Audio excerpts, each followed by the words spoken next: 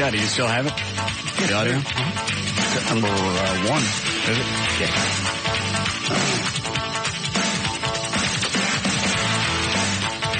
I think it's worth listening to again.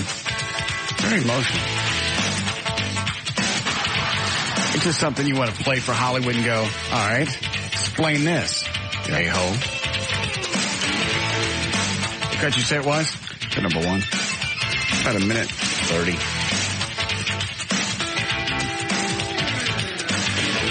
And it's that Iraqi lady talking about, we don't know. She was born there and came here. Good.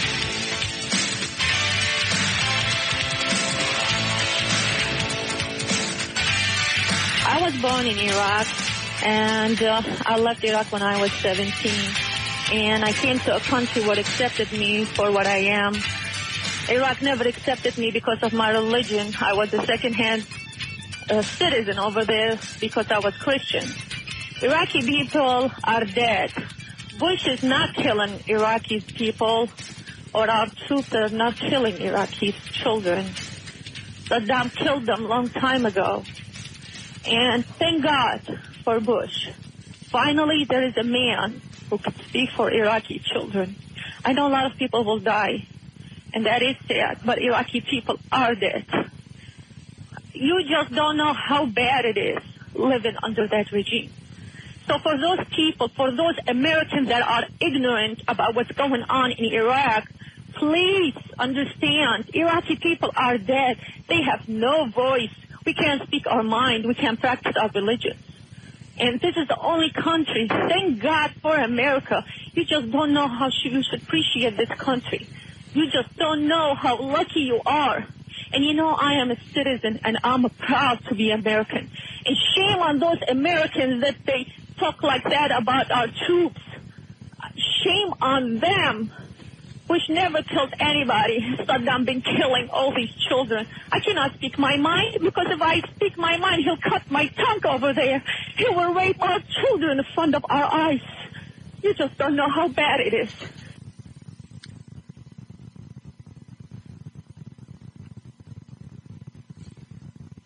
Makes you want to go strangle the out of Michael Moore, doesn't it? Yeah.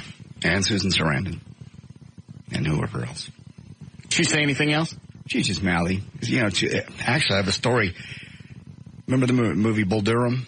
I never saw it. Okay, it's about baseball. They were going to have a big to-do at the Baseball Hall of Fame. Okay. Canceled it.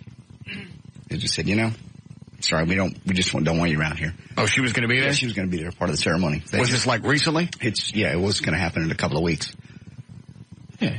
I get that story. I saw something that Jane Fonda had addressed somebody in Canada. Saw that and too. said that she's afraid what the world's going to think about the United States after this. Mm-hmm. Who cares? I would be more concerned with what people think about me. Yeah. Yeah. What is she? Did she pose with the Vietnamese? Oh. Sympathizer? Yes. Yes. I got both of them. Yeah. Jane Fonda told a Canadian audience she fears the U.S. military campaign in Iraq will turn people all over the world against America. I think the entire world is going to be united against us. Fonda, 65, has been the target of criticism for decades for her opposition to the Vietnam War and for posing overseas with members of the opposition's military. And you know what? There was a few years ago, she was in town. I think she was in town for something, and there were veterans protesting her. Yeah, still. And at that point, I thought, you know what, guys, let it go. She's not worth your time and trouble. She's just not. She doesn't deserve for you to even think about her or utter her name. Mm-hmm. But now the more that I think about it, protest her all you want.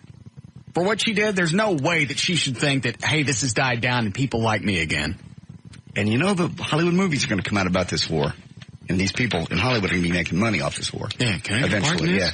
Tim Robbins and Susan Sarandon. The Baseball Hall of Fame has canceled its the 15th anniversary celebration of the film Bull Durham that was to feature the co-stars. Hall President Dale Petrosky, I think he says his name, sent a letter to Robbins and Sarandon this week saying the festivities at Cooperstown called off. We believe your very public criticism of President Bush at this important and sensitive time in our nation's history helps undermine the U.S. position, and which ultimately could put our troops even in more danger. As an institution, we stand behind our president and our troops in this conflict. Tim Robbins writes back, I'm sorry that you have chosen to use baseball and your position at the Hall of Fame to make a political statement. I know there are many baseball fans that disagree with you, and even more that will react with disgust to realize baseball is being politicized. To suggest that my criticism of the president puts the troops in any danger is absurd. You know, here's what they should do. They should go ahead and have it and publicize who's going to be there with Sarandon and this Robbins dick and say, put them in there.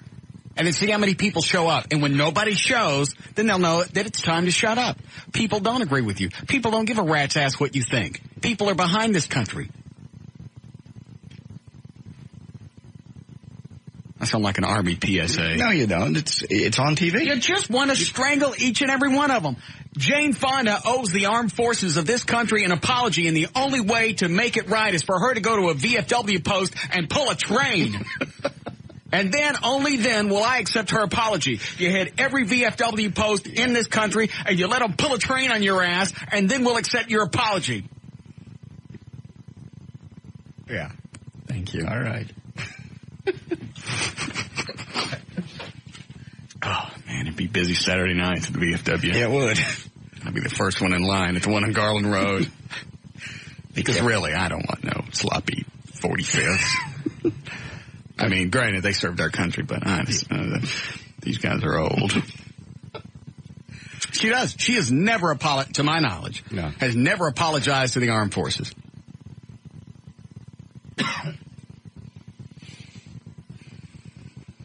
When you hear she's got to take it in the face every time. Okay. And if you got a purple heart, you're going to swallow. Bukagi Fonda. Yeah. Yeah. Stick a funnel in her mouth. Oh, all right. That's gross. What she did was gross. What she did was reprehensible. I agree. You go and pose for pictures with the enemy.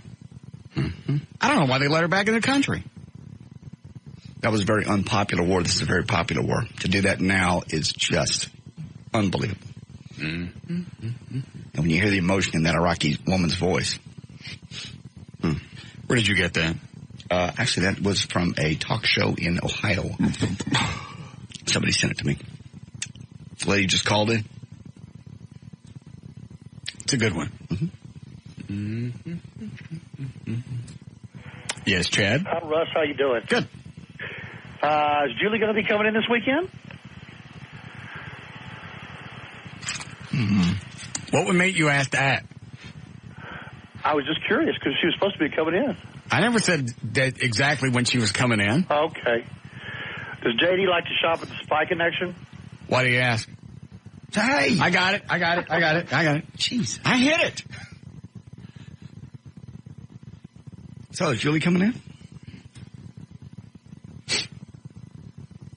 I never said which weekend. I just said she was interested. That's all I said. Is she? I'd like to meet her. If I were you, yes, I would back away from this. Why? Otherwise, I'm going to strap an electronic albatross around your neck that you won't be able to shake. Yes, boss. Thank you. Oh, yeah, I forgot about that. I like that. Boss. Okay. She might. I'm not saying. Okay. I'm just afraid there's some loudmouth down here that knows who I'm talking about. Because I'm sure she's told somebody over a period of time that we dated. I never really said anything about it. And I never said a last name. Mm-hmm. So I'm sure somebody's going to try and ruin it. So I have nothing else to say for the time being. Okay. Until I drill it. Where is friend home? Should be in the office. Where's the two-way? La-da-da. Dad, did you leave it on? No, I didn't leave it on. I turn it off every night. And I got no batteries in it. Engineering's got batteries. What happened to the batteries? I do not know. Here he comes. You take the batteries out of this? Yeah, it was beeping because the batteries were low. I'll go get you new ones. Here. No, that's all right. While you're in here. Well, yes, take it with you. Did you get a final cost on the billboard? He is in a meeting, and he has not returned my call yet. Did you find out how long they're going to be up? He knows that, too. No one in management has been around today to ask, so... What about McNeil? He has not been here since you and I talked about it. So, but the guy with the boards, he'll know exactly when they're being changed out. Because if they're only going to be up a week or two, I don't want to dump $1,200. Yeah. So, but I pretty much decided to do it. No. I should know something by the end of the show. If they're going to be up for another month, I'll do it. Okay. They just went up last week, didn't they? I don't know how long they're supposed to stay up. I don't know how long the campaign is. I want the great big board. I want it black. I want white letters. I want the upper hand, small font. Hollywood, shut your ass. See if they can get around that. Spell ass with something else. Spell it phonetically. Shut your ass up in the upper left-hand corner. Okay. Okay. Right in the middle, as big and as fat and as grotesque as they can get it. Give war a chance. And sign my name.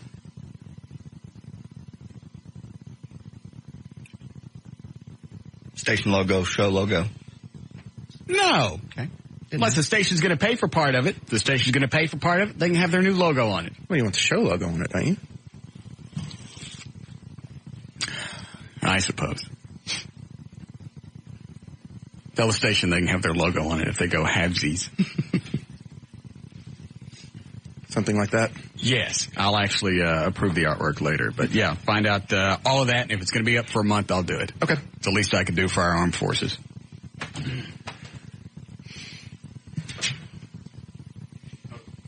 Yes. Do you want, like, Screw the Dixie Chicks, too? Like, yes. Have them spell out the F word. Spell it phonetically. Oh, PH. PH, yeah. And then, Troops, hurry home soon. Anything like that? I don't have room for all of this. It's only one board. It's not a rotator. Well, it doesn't flip in circles. I was just thinking, the war kind of over? No, the war's not over. I mean, it's not officially over. Did another Marine die today? Yeah. Does that sound like it's over? Nope. That's going to be continuing, though, for years. See if they can actually put ass. I don't know what the regulations are on billboards. Okay. Shut your ass, Hollywood.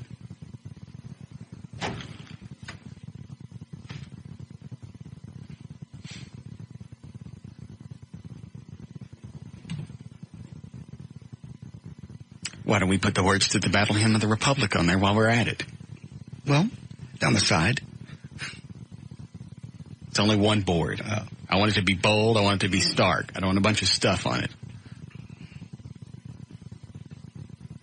Oh, and I need all the locations. Can you hear us in the office? Yes. I need all the locations of the boards so I can pick one. It looks like a heavy traffic area. I don't want one in West Dallas where nobody speaks English. Not one of those little bitty, miniature boards next to a Colt 45 board. Yeah. You know how to say war in Spanish. All right. Yes, what? Are you bringing me the two-way? Thank you. Did you hear me about the locations of the boards? I want to know where they are so I can pick a location. All right, you ready to go? Yep. Okay.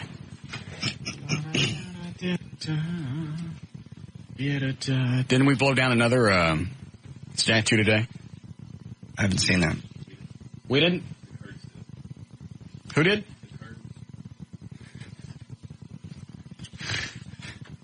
Why is it all these people over here over there one letter away from being grunt? You got the Kurds, yes, and then you got the Shiites. Everybody's like a letter away from being grunt. Why do they do that? I don't know. They do that on purpose? I don't know. I don't know.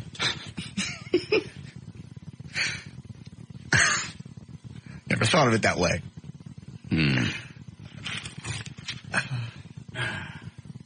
I just wish we'd gone to war with somebody with easier names to pronounce. Jesus. It's not every day we can attack Phoenix. I'm sorry. Damn. Maybe next time we'll get lucky and bomb Michigan. I'll be all right. Yes, Jake? Hey, Russ, I was wondering, are you going to let TXCN film your talk show shtick? Oh, I forgot about that. I don't know if they're coming or not. I didn't tell them anything. What time are you going to do it today? I haven't decided. All right. Thank you, though. All right. Does that call count? No. Can I just do it collectively? No, it has to be 15 minutes straight. I think 15 minutes is too long. That's 15 minutes of bad radio. It's not. It is. It'll be fun to watch you do it. I think probably 10 minutes is more palatable. Wasn't the bet, but okay. You guys can drop the bet if you want. I just don't think 15 minutes is going to be entertaining. Okay. And I don't want to blow a whole quarter hour on a bit. Okay. I think in 10 minutes we can get the point across. And I'm not even... What is the point?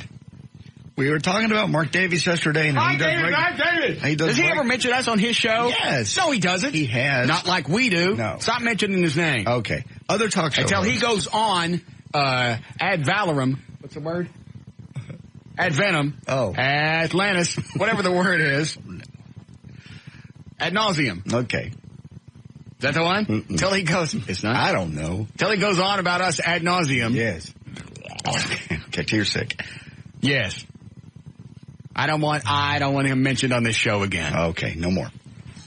Other talk show hosts basically try to wrap up conversation politely. That's all I'm saying. And I said, that's right. There was that chick that called in yesterday and said, how come everybody else is nice to callers and you're not? And I said, you can't do it. You couldn't do I don't want to do it. Okay, then don't. I'll do it. I can't win. I didn't say I wasn't going to. I just said I don't want to.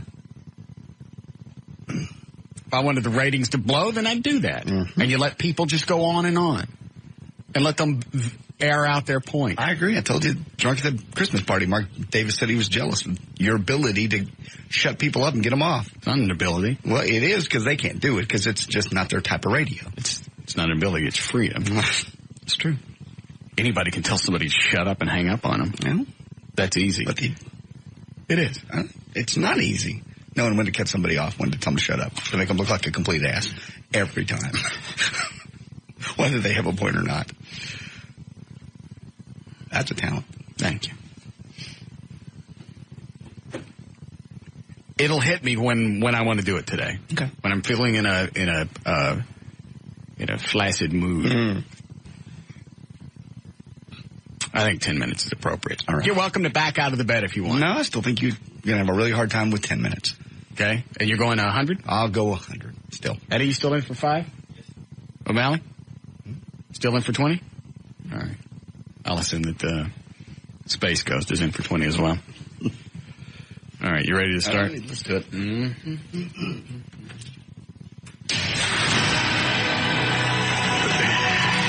328.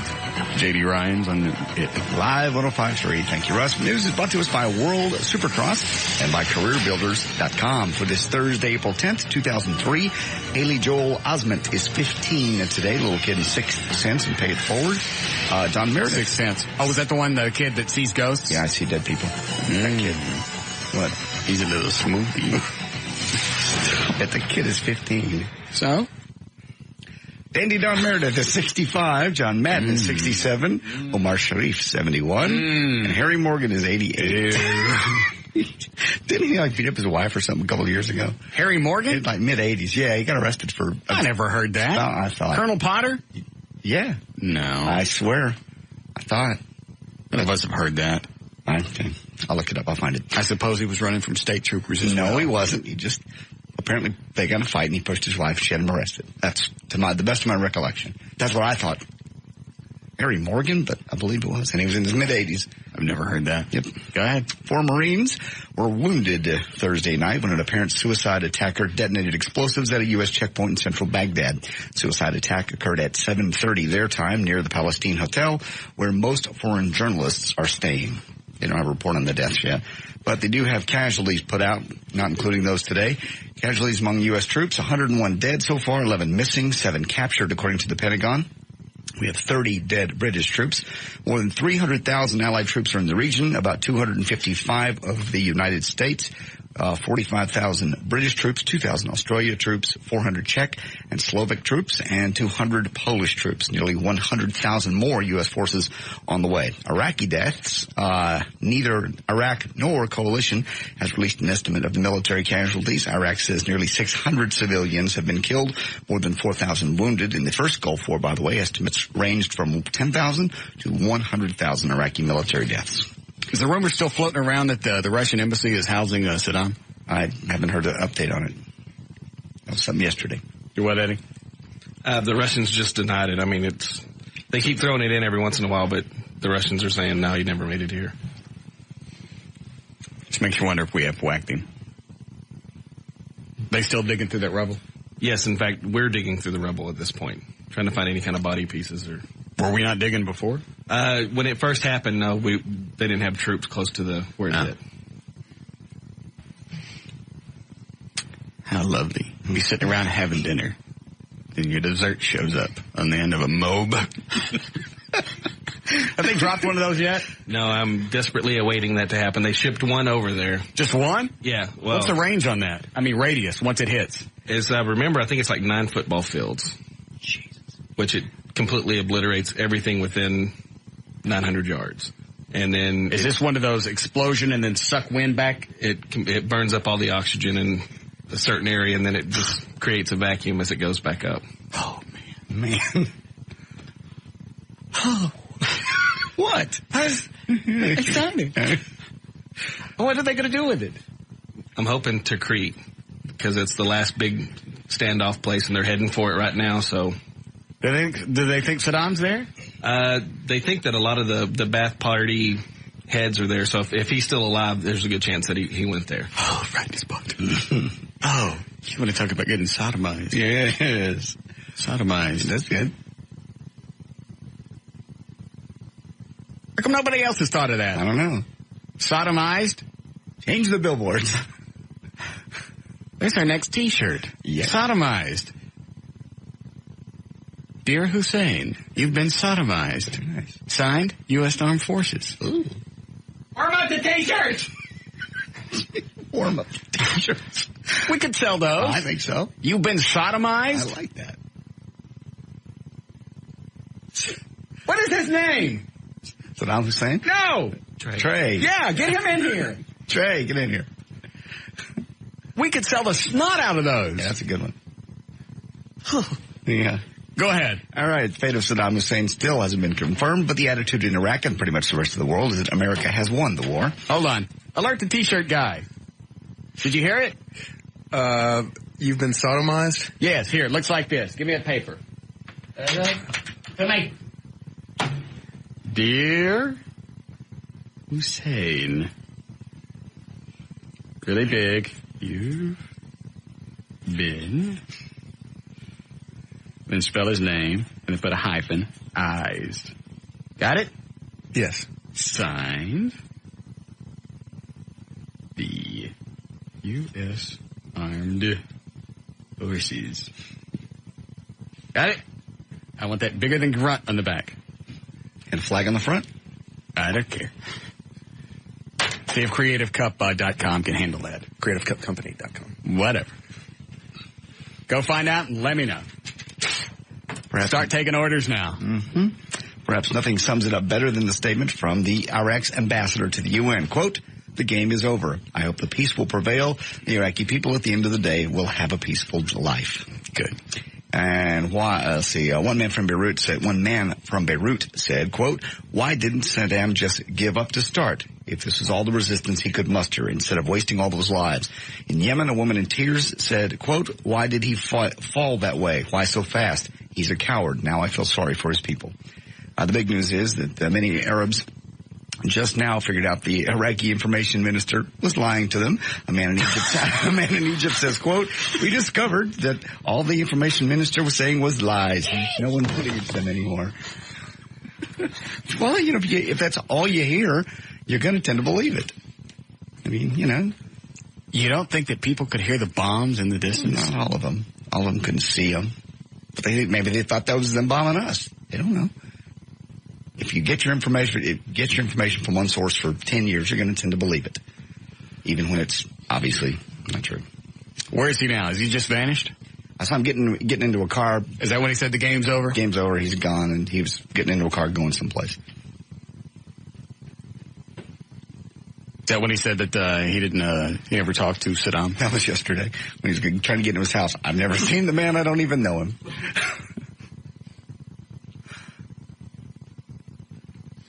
Well, as far as propaganda goes, they got a really good press guy. Mm-hmm. Down to the last minute. All right, good. Now, the Bush administration officials are quick to point out still a lot of work to do. Donald Rumsfeld yesterday rattled off some of the things that we still have to do. Capture or account for the remains of Saddam. Find U.S. prisoners of war. Secure the oil fields. Locate secure weapons of mass destruction. Destroy terrorist operations. Locate the Ba'ath Party members and records. Secure nation's borders. And locate the wealth that Saddam's regime has amassed both inside and out of Iraq. That means the fighting isn't over and we are not out of harm's way. I want a MOB. One of those. Well, they got one. Is that all we got? That's all they're shipping over there. Oh. We got a bunch, though, don't we? Oh, yeah. Oh, good. You know what those are? Saddam chasers. Mm-hmm. That took me a second.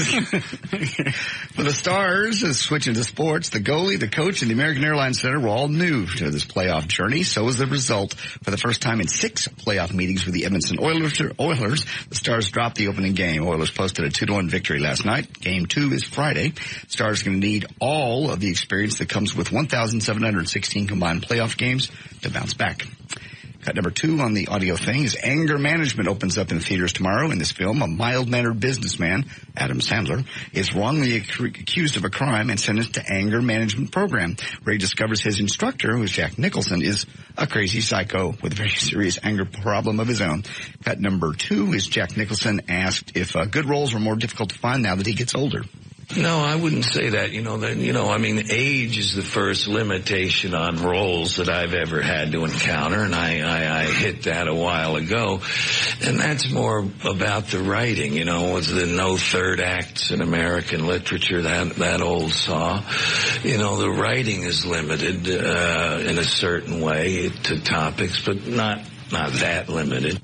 Okay, cut number 3 is Jack Nicholson. Also, he was asked if he likes to travel anymore. I gave up being an adventurer. I don't know how long ago. I no longer want to go into the jungles or I hadn't seen the pyramids. I'd like to do that.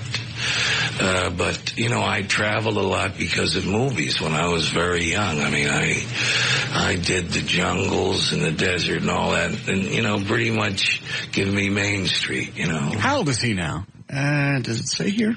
It doesn't. All right, good. Okay. And finally, cut number 3 is a scene from Anger Management in which Jack Nicholson's character tries to tell Adam Sandler's character how dangerous he really is. I gave up being an adventurer. Should be cut number 4. You said 3. I said 4. The last one was 3. Did he just say 3? You said 3 twice. Cut 4. You said 3. All right, I apologize. Cut 4. I'm looking right at it. I can't. Okay, I'm sorry. The scene is a cut 4. Are you sure? Positive. It's 4. All right. I gave up being an adventurer. What does that say? I didn't dub that 4. Eddie can see it says cut 4. It's a cut. Try cut 5. All right. It's the last cut. All right. All right, now I'm at the last cut. Okay. I gave up being an adventurer. I don't know how long ago. I hate you. No, you don't. Well, it's not on there. Okay. It's not that important. It's just a scene in the movie. Have another one for you tomorrow. There's news and information, and brought to us by, the World Supercross and by CareerBuilders.com. I'm J.D. Ryan, live 105.3, The Talk That Rocks, Texas. We'll be back with the Russ Martin Show. Tell her to shake it. Seriously. Yeah? Somebody slapped me on the back. Are you serious? Yes. Right here. Get him. A little lower. All right, that's good. My pretzel. Jesus. George what? Bush. He almost died in a pretzel. Damn. When he's got to that shake your butt. That's why I coughed up my pretzel. Where in God's name did you find that? I didn't do that. Oh. I really think I'm dying. No, you're not. No, if you can talk, you're fine. I don't believe you're the one that swallowed a pretzel and had to come back up. That's what they say, though. If someone's talking, they can still breathe. It's when you can no longer make a noise that you're in trouble.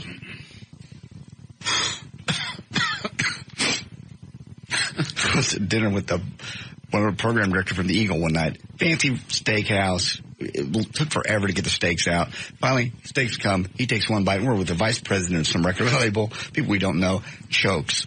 The guy next to him stands up. He just spits that thing right out in the middle of the table. It was so disgusting. Was this John Roberts? Yes. How did I know that? Almost died. I mean, he was choking bad. And he's fat. How did you guys get it out? Did you get it out himself? One of the record guys happened to be bigger than him, taller than him, and he just did the Heimlich in that big hunk of, it was a hunk of meat. You want to go, dude, slow down. He didn't even chew it? It was just like, and then it was on the table. It looked like somebody puked on the table. Nobody was hungry. It's like a $300 steak evening gone. That's too bad. Let's see if we do it. Oh, yes. Hi, Gail. Hi. How are things? Well, things are just, when you get choked like that, lift both your arms up over your head. Why? Well, I think it just opens up your lung area and everything more so that you can work on getting your breath better. I don't wanna. Looks like the monkey from Every Which Way But Loose. It'd be better than being dead. Just stick your arms up in the air. People are going to be looking at you if you're choking anyway.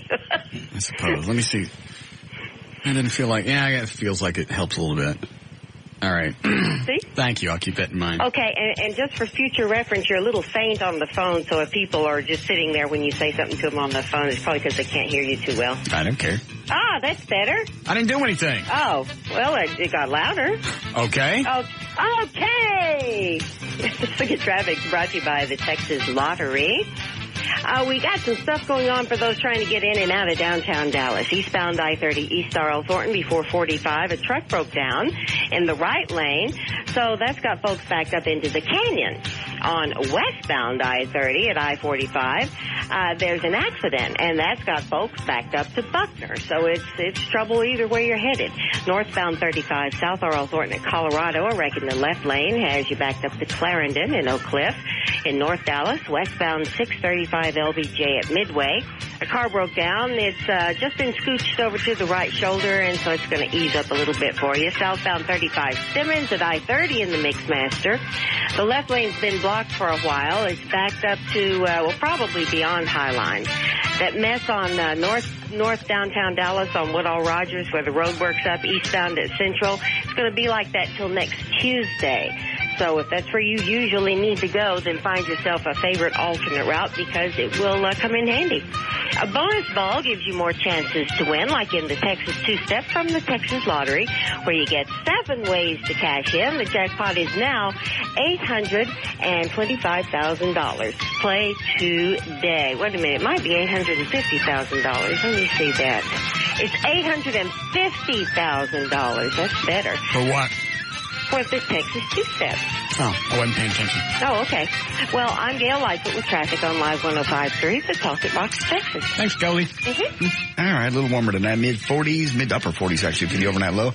Sunny and mid-70s tomorrow, into the 80s for Saturday. We have 71 degrees right now at Live 105.3, the Talk That Rocks, Texas.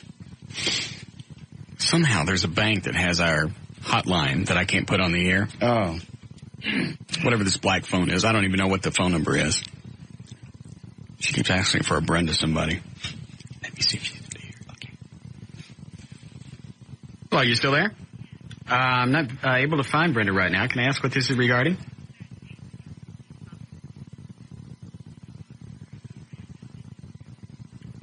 A new business MasterCard?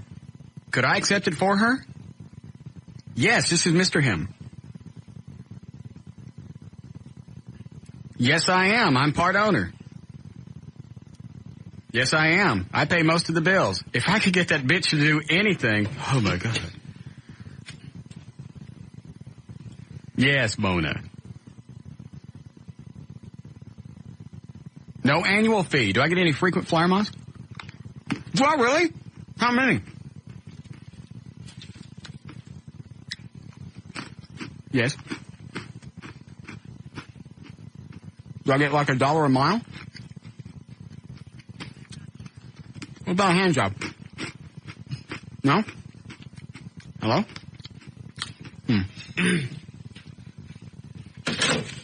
I don't want that card. Why? We're going to hand job. Did you get one with your other visas? Hand job? Oh, yeah. Okay. Just wondered. Now, that's a credit card I want. Yes. Frequent hand miles. Yes.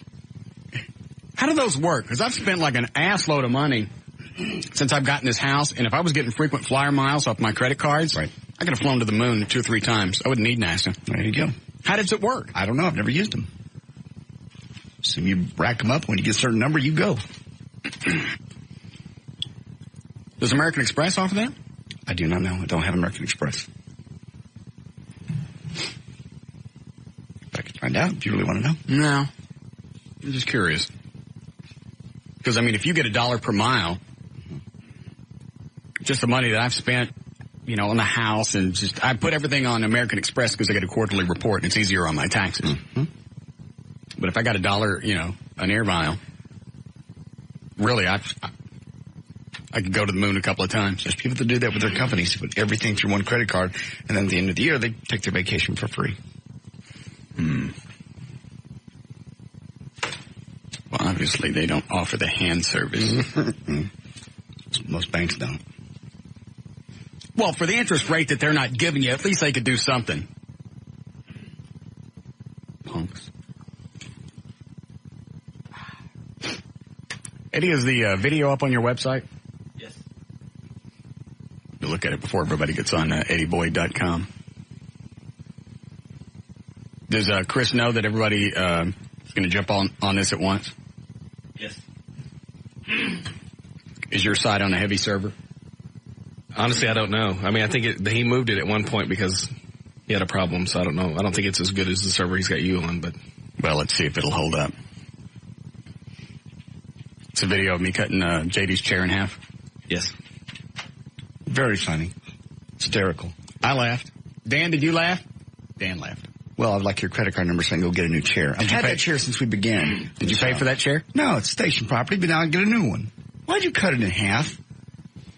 I go to do the promo and come back, everybody's laughing. Oh, there it is. Do we have the actual audio? Yes, I do. Here. Is that one around the front? Yeah, it just says video link. That's the only thing on there. Okay. And whose idea was that? Mine. You just got a wild hair? The chainsaw that Jesse James gave us that he autographed to be auctioned off, it's still sitting in the office. I just want to see if it had any gas in it. It did. And you had to cut my chair in half? I already went through a couple of boxes. I know. Bob.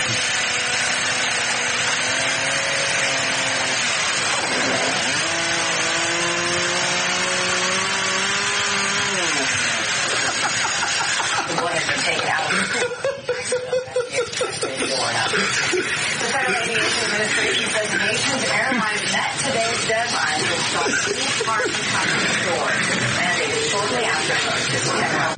Is that where I walked out in the hall laughing? Yes. And then Dan and Tassos come back in. I think you come in immediately. I come in shortly thereafter, yeah. Everybody laughing.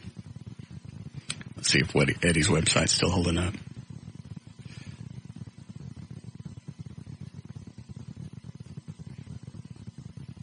Look at that. The FAA says more than 10,000 aircraft in the U.S. are now equipped with stores. Those are look at some of the headlines making news at this hour.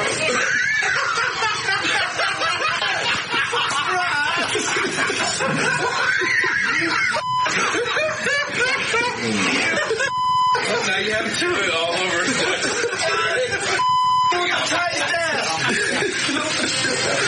In some cities, I knew when I saw Straight walking out with a smile, it had to be whatever it was.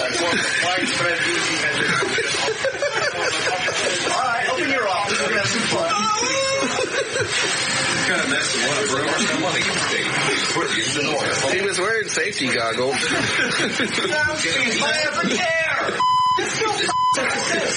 Yeah, I was very safe about it. Thanks. Crap all over my desk, all over the floor. And you ruined a perfectly good chair. No, I didn't. You Can you did. still sit in it?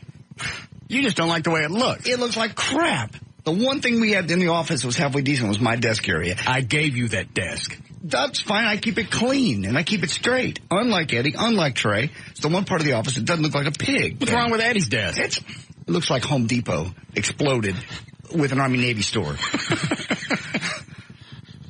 And Trey, don't. I know. I really thought Dan Lewis was the worst person I'd ever seen with a desk area. And not only is Trey's worse, it's spit cups all over the place. That has got to be one of the most disgusting. I would rather sit with somebody that smokes than dips, because his cups are all over the place. I was riding with him once. Yeah. And he had, sometimes you're just sitting there, and I was just kind of fingering around with the console, and I stuck my finger in something, and I realized it was one of his spit bottles, and it was full. It was full. God. Great big empty Dr. Pepper plastic bottle full of spit. At least Eddie swallows it. I don't know how you swallow that.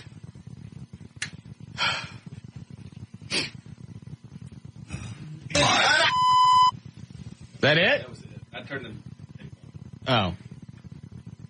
Thought his fit was a lot longer.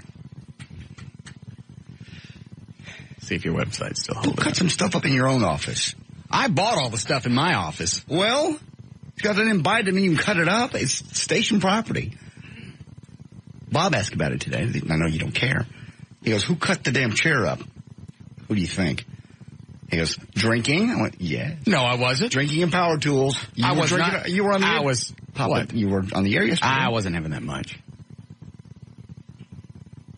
Eddie, was I drunk? No. See? Eddie never lies for me. He doesn't. All right.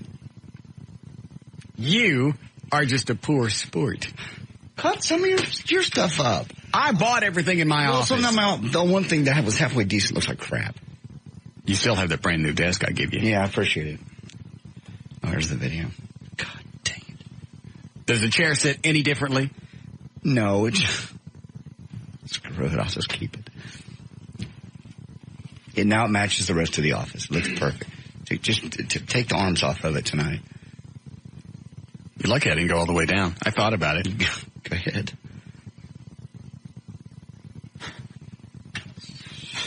Hi, Jim.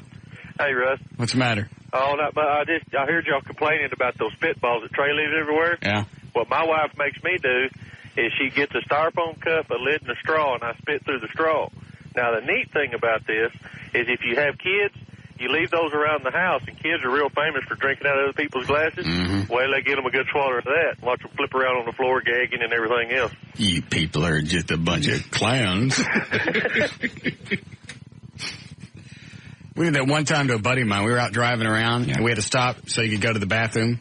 So he runs into Wendy's, and while he's in there, his cousin was in the car, and he takes Sean's big gulp and just drops a load right in it. His chaw. And he's in there forever. You know, we put the cup back in the back seat, and he gets in the car. We had forgotten. Gross. Yeah. We didn't think about it until later that night. He drank the whole thing? Yeah. Oh. Did he puke? I would have. He didn't know. I mean, after you told me, when I found out, I would have puked. We didn't tell him. Ever? Mm-hmm. Is he still in town? No, he lives out in Big Spring now. Okay. Oh. And Eric, another buddy of mine, was at his bachelor party. Everybody's around drinking. We're at a topless bar. And he's just running around. He's drinking his ass off, grabbing beers out of people's hands. One guy was using his beer bottle as a spit thing. Downed his spit. Oh, I'm really going to be sick. And he knew it. Because the guy's trying to stop him mid-swallow. Oh, God, please stop that. That is so gross. Okay.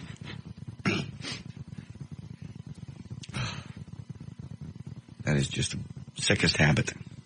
I'd almost prefer they smoke, really.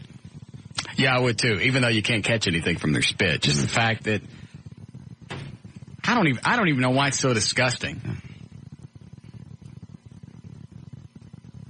Does Trey have spit cups in his office right now? Oh, yeah. There's always one or two sitting around. And he's one of these people also that just drives me nuts. I had an ex-wife that did this. Opens a drink. Yeah. Drinks it down till about inches left. Yeah. And puts it back in the refrigerator. That bitch. Like, who's going to ever drink that? And it sits there. You don't ever go back and finish a drink? Not when it's almost completely done. And by the next day, it's flat and nasty. They're not flat. That's why they got the screw tops on them. Yeah. You're anal. Yeah. Oh, it makes me nuts. No wonder nobody can get along with you. You get wigged out about stuff about a half gross. Consumed Dr. Pepper in the fridge. Open up a can and leave it in there. It's not like he's spitting in a cup and sticking it in the fridge. He's going to go back and drink that the next day. It sits there forever. She had stuff in our refrigerator that didn't even look like it was what it was originally. It sat in there so long. You know what? Dan used to do that with your fridge, and you bitched about that, too. When something's done, throw it away. Obviously, it's not done. It doesn't fall. By your definition, it ain't done. If it's got you picky, whiny bitch. If it's got Jesus mold Christ on it, it's done. No wonder your wife was screwing some other guy. Come across there and beat your ass. Oh, you did it first. I did not. I did not. You already admitted you did. Oh. Damn. Yes, what is it, Spitty? I'd like to say that the only person who brings food and puts it in the refrigerator and leaves it for weeks is JD. I don't leave it for weeks, by the way. There's a package of tortillas that's been in there for 3 weeks. I threw it away 2 weeks ago. Thank you. Full. It's gone. Go get it out right now. It may not be, but it was there Monday. I threw them away. How long have they been in there? A couple of weeks. Okay. They'll stay good for a couple of weeks. There wasn't mold growing on. What'd you throw them away for? Because I got tired. Because you were done with them. I didn't want them. Why did you throw them away 2 weeks ago? Because they were still good and I might potentially have eaten them. And then they got old and I threw them away. They got old because you were done with them. Whiny bitch. Whiny bitch. Shut up. I'm sorry. I can't live like this. Fine. You don't even come in there anyway except to tear stuff up. I know. So, do we have any gas left? I want to cut that chair all the way in half. I don't have another chair now. I'll buy you another chair. The upstairs of this building is vacant. There are chairs all over the place. Upstairs is absolutely open. We could turn that into a go-kart track, which I'm still thinking about doing. Should do that. But none of them with a high back like that, Scott. I like the high back. I'll get you a high back. I'm sure there's a high back upstairs someplace. If not, we'll get the one out of Bob's office. We'll flip-flop the chairs. We'll give you yours that's about to be cut in half. We'll duct tape it together. He's not like he's ever here.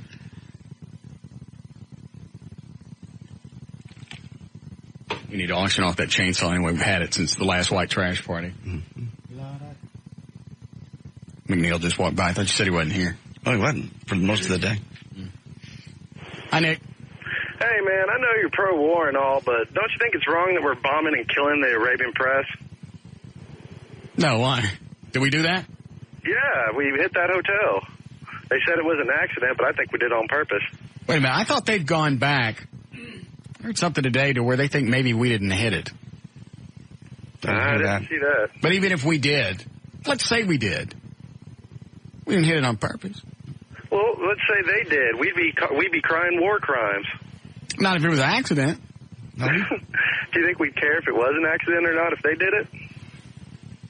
Yes, I do. Well, I think we need to put a stop to all this. Why? You know what?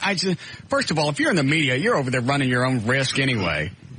They said today this war is unprecedented in being as careful, killing as few civilians and innocent bystanders. There's no other war in the history of mankind that's been this careful. That's why this war is taking us longer, because we don't fight on the same playing ground. Mm-hmm. First of all, I don't think the media gets any special concerns. If they're in an area that's potentially going to be bombed and it gets whacked, you're on your own. You don't need to be there anyway. I think we lost 10 journalists overall.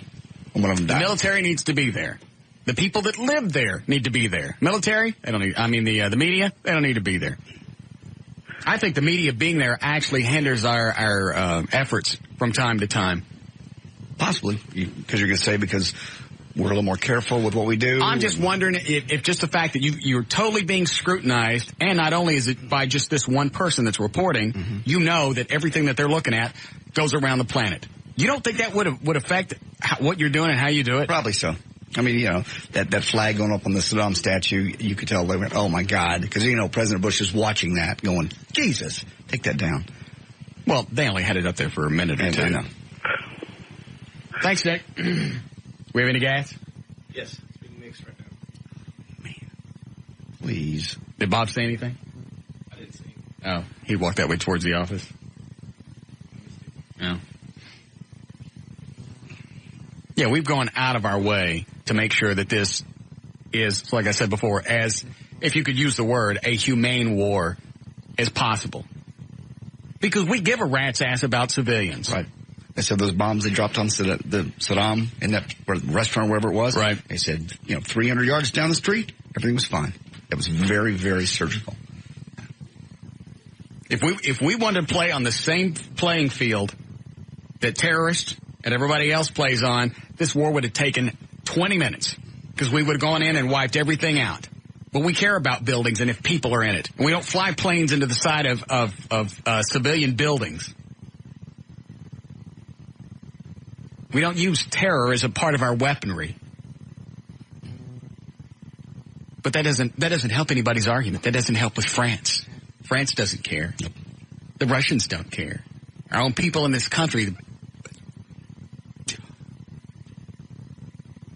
Every time I hear that Iraqi lady talk, you want to go take in every person in the media or a celebrity that said anything about this country and just strangle the snot out of them.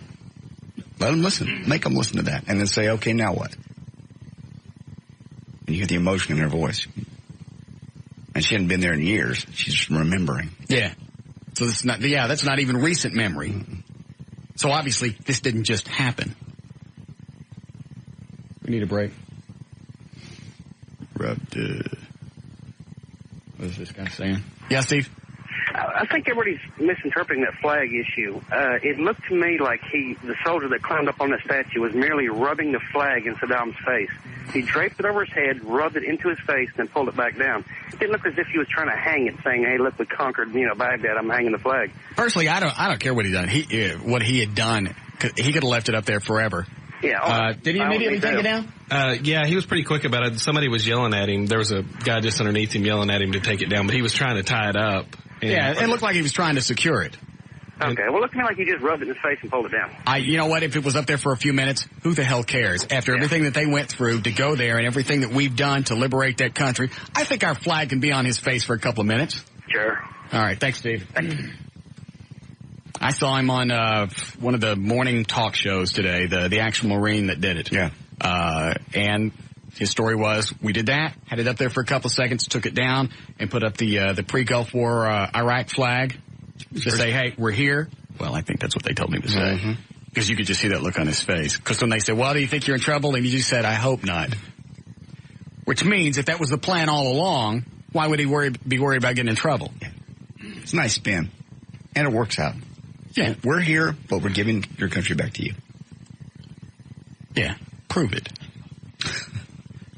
Prove we didn't plan that all along. Thank you. We'll be back.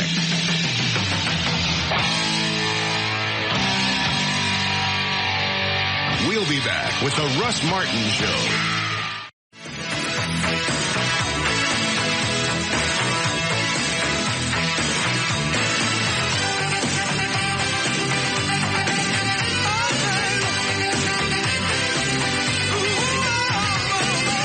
Really is probably the biggest pisser about Hollywood is they don't look at the way that this war is being conducted. It's either we're going in there and it's not like we're going after the civilians. One is too many. And you know what? Why is it with Hollywood? Nobody said anything about 9/11. Yeah, they're more concerned about people in other countries than what's going on here.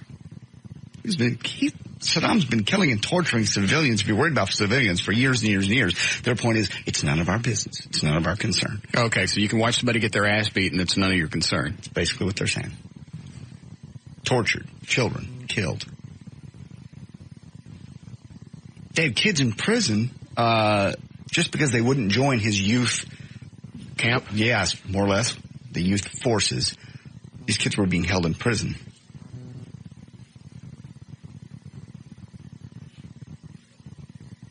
That's not a real good argument by saying it's none of our business. So if you're driving down the street and some chick's getting her ass beat, it ain't one of your ex-girlfriends. Yeah, because they got it coming. Yeah. because if it's an ex-girlfriend, that's poetic justice. Yeah. You still stop. Yeah. To laugh. Yeah. I mean, I guess it's a video. But if somebody's getting their ass beat and you don't stop because it's none of your business, does that make it okay? Mm-mm. I think it's more of a travesty for to watch it happen. Well, it's none of our business. People getting tortured. I'd like to accept my Academy Award. Mm-hmm. Here's my Oscar. Well, I'm accepting my Oscar from Hollywood. I love what you said yesterday about, what did Michael Moore call the president? Fictitious. while he accepts an award from Hollywood. For making movies. Right. Yeah, okay. What he called a documentary. Now there are websites popping up that said not necessarily was that a documentary that he made. Really? Yes. I've seen that. Somebody will send us a link here before long, you watch. Okay. But it takes Bowling for Columbine and breaks it down. I didn't read the whole thing because I really don't give a rat's ass about that fat bastard. You look back to what Sean Penn did going over there on the little media tour. Nope, I didn't see any weapons. You're an actor. What makes you think you know where to look for weapons of mass destruction? They're going to parade you around with what they want you to see. God, that was the first like one. They're going to take Sean Penn just because he was in Fast Times at Ridgemont High. And you know what? Because we like you, we want you to see something. Mm-hmm. Now, what you see... Are you ready? Yes. Okay.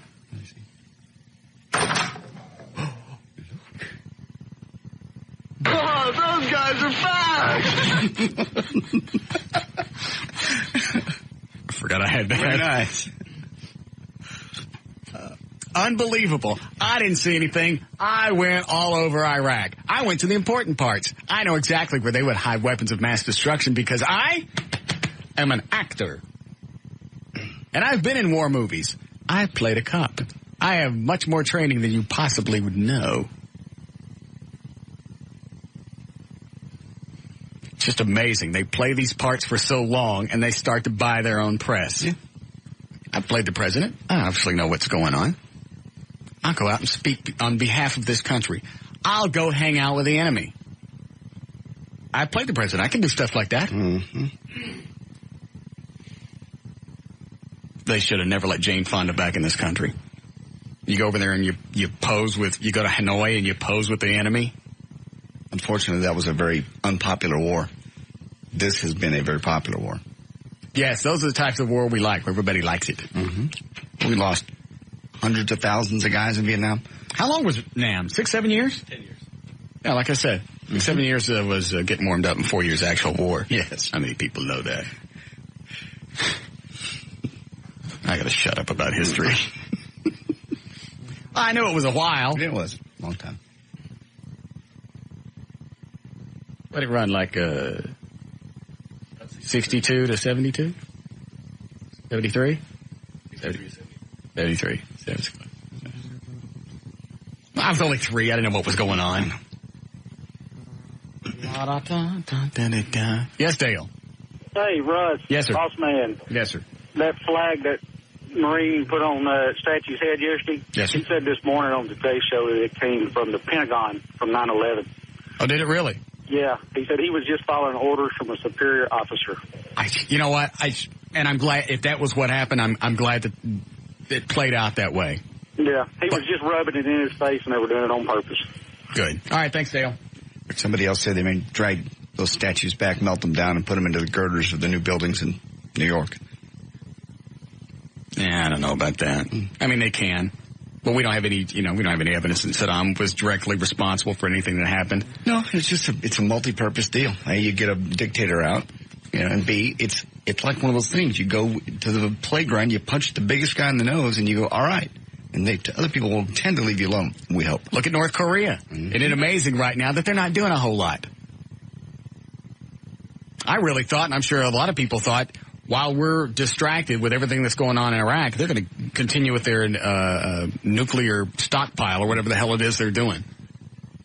Whatever they're doing, they're being quiet about it, that's for sure. I'm just wondering if they're watching what's going on in Iraq and thought, you know what? Maybe this wasn't such a good idea. We should go back to building cars that nobody wants. They have backed off on that, haven't they? A little bit. They fired a couple of missiles just to shoot them across. The Japanese are really worried right now because it's right across the Gulf from Japan. So they fired a couple of missiles out into the Gulf just to see how far they'd go. And they do this every 4 or 5 years, just try to get some more stuff from us. Oh. Have we ever tested one of those MOBs? Yeah, the last one that they tested, they did in Florida. Who we met in Florida? It was some kind of test ground that they did, but it was just they wanted to see how it would clear the trees, really dense trees and stuff like that, because that was initially what it was made for. JD got all excited. We've declared war on Florida. I can say all of those cities. Yes. Jacksonville's a piece of cake. Yes. Daytona. All right. Did Trey say anything about the billboard? Does he know anything yet? Because if they said there's a 72-hour turnaround time, I want to go ahead and do this and give them the money before I chicken out and turn back into a tightwad. Brainiac. I heard anything yet. What about from the T-shirt guy? It's possible it'll be here tomorrow. Really? Can you fax over the artwork first? Yes. Did I wake you? No. What are you doing? Stuff. Okay.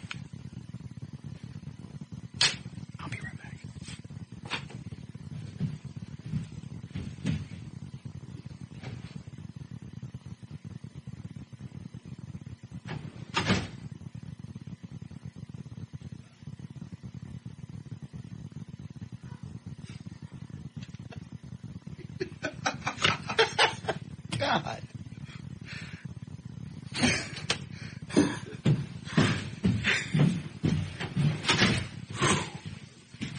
What is that game where you're playing with the little landmines back and forth? Minesweeper? Yes.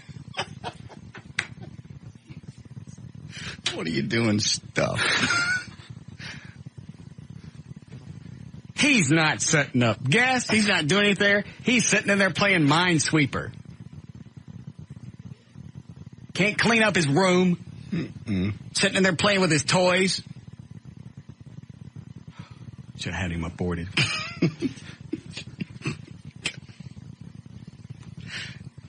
I should have never had that kid. He came in during the last break. All right, I got the gas for the chainsaw and add the oil. How do you mix it? I want just pour a little in there. Well, what's the mixture? Just pour a little in there. Well, I don't want to.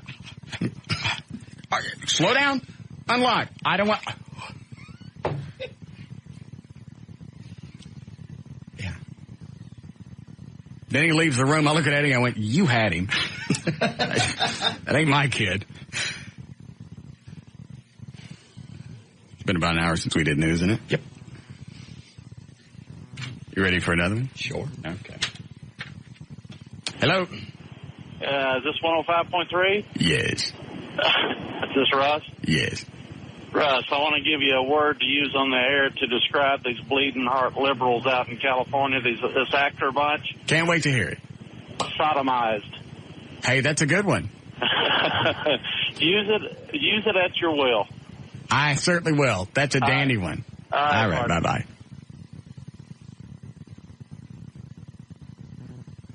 Apparently not with us in the early part of the program. I have an idea. Yes. Make fun of Trey's pink nipples. That's a big laugh.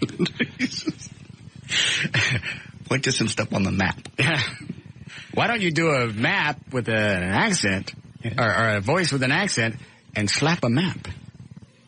That would be a speech. Well, then obviously I'm not the first person to think of the sodomized thing. I haven't seen it on any T-shirts or billboards.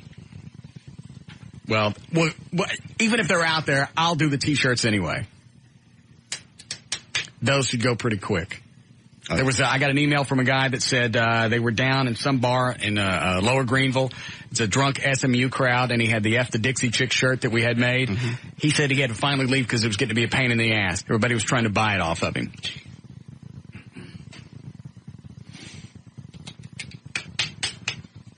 I could put F the Dixie Chicks on the billboard. You could put F? Yeah. Or just EFF. Because I know there are certain guidelines that you have to adhere to when you're putting up a billboard. Yes, Nate? Yeah, Russ.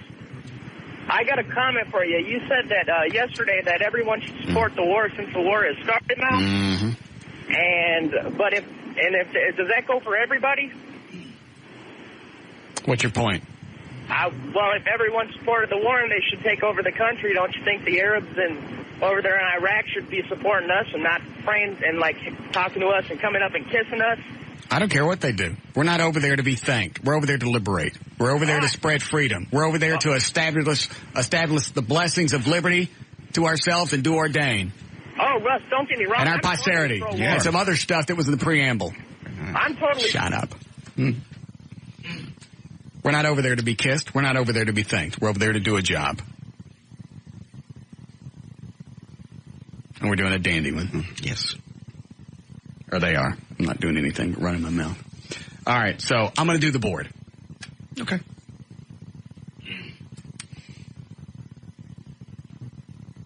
I still don't have the locations, though.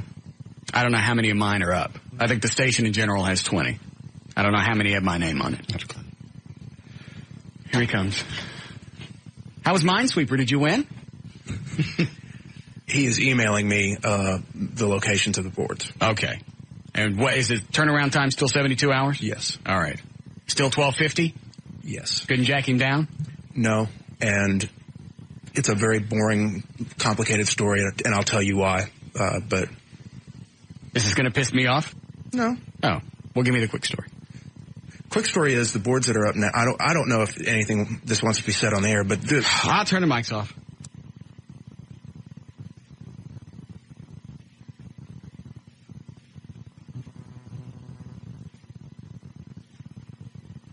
Okay. Oh, no, if they can't guarantee a time, I'm not going to do it. Because if I put it up and they got to take it down in a week and a half, no. I'm going to talk to them about it and see. I'm going to dump that cash. I want it to be there for at least a month so everybody that wants to see it can see it. Okay. Thank you. All right. You ready to go? I bet they can swing that for you. What? I imagine they can swing that for you for a specialty deal.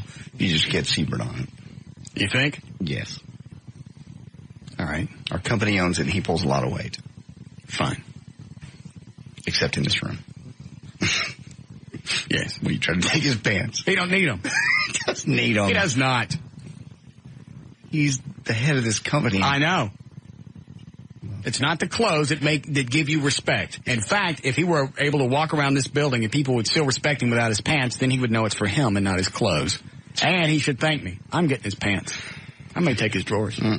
There's a little Seabert Willie hanging out. The little Seabert and Ernie.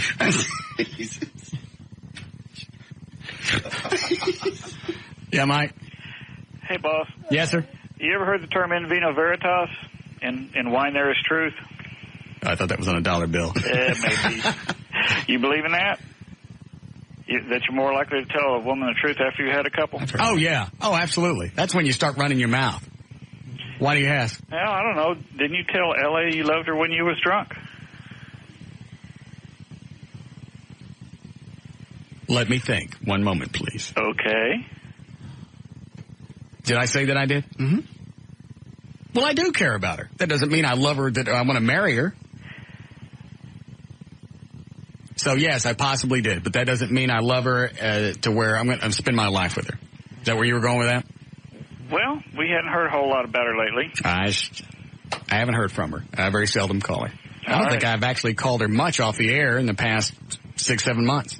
Most of the time that I talk to her is on the air. Well, she brightens up the show a little bit sometimes. Well, she's a little sweetie. All right. All right. Thank you. I've never seen one of her videos, and I have one of those channels. Bob McNeil's got a couple of her DVDs that I loaned him. Oh, cool. Okay. I like to see one. Why? Just like to see her act. And see the She actually acts pretty well. Does she? Mm-hmm. The speaking parts. Yes. Does she actually do the F my nasty thing? Yes. It was funny for her to do it with me in bed and then me see it on a DVD later. Man, that video with her and the horseman. Yeah. His donkey was this long. I'm not kidding. She got both hands around it. Oh, my Lord. Like this. They're going, yeah. I didn't even want to get naked when we were having sex after I saw that. As she said, it's not the size. I understand, and that's what you always say to guys with little hankies. Little Trent Holmes. Uh-huh. God.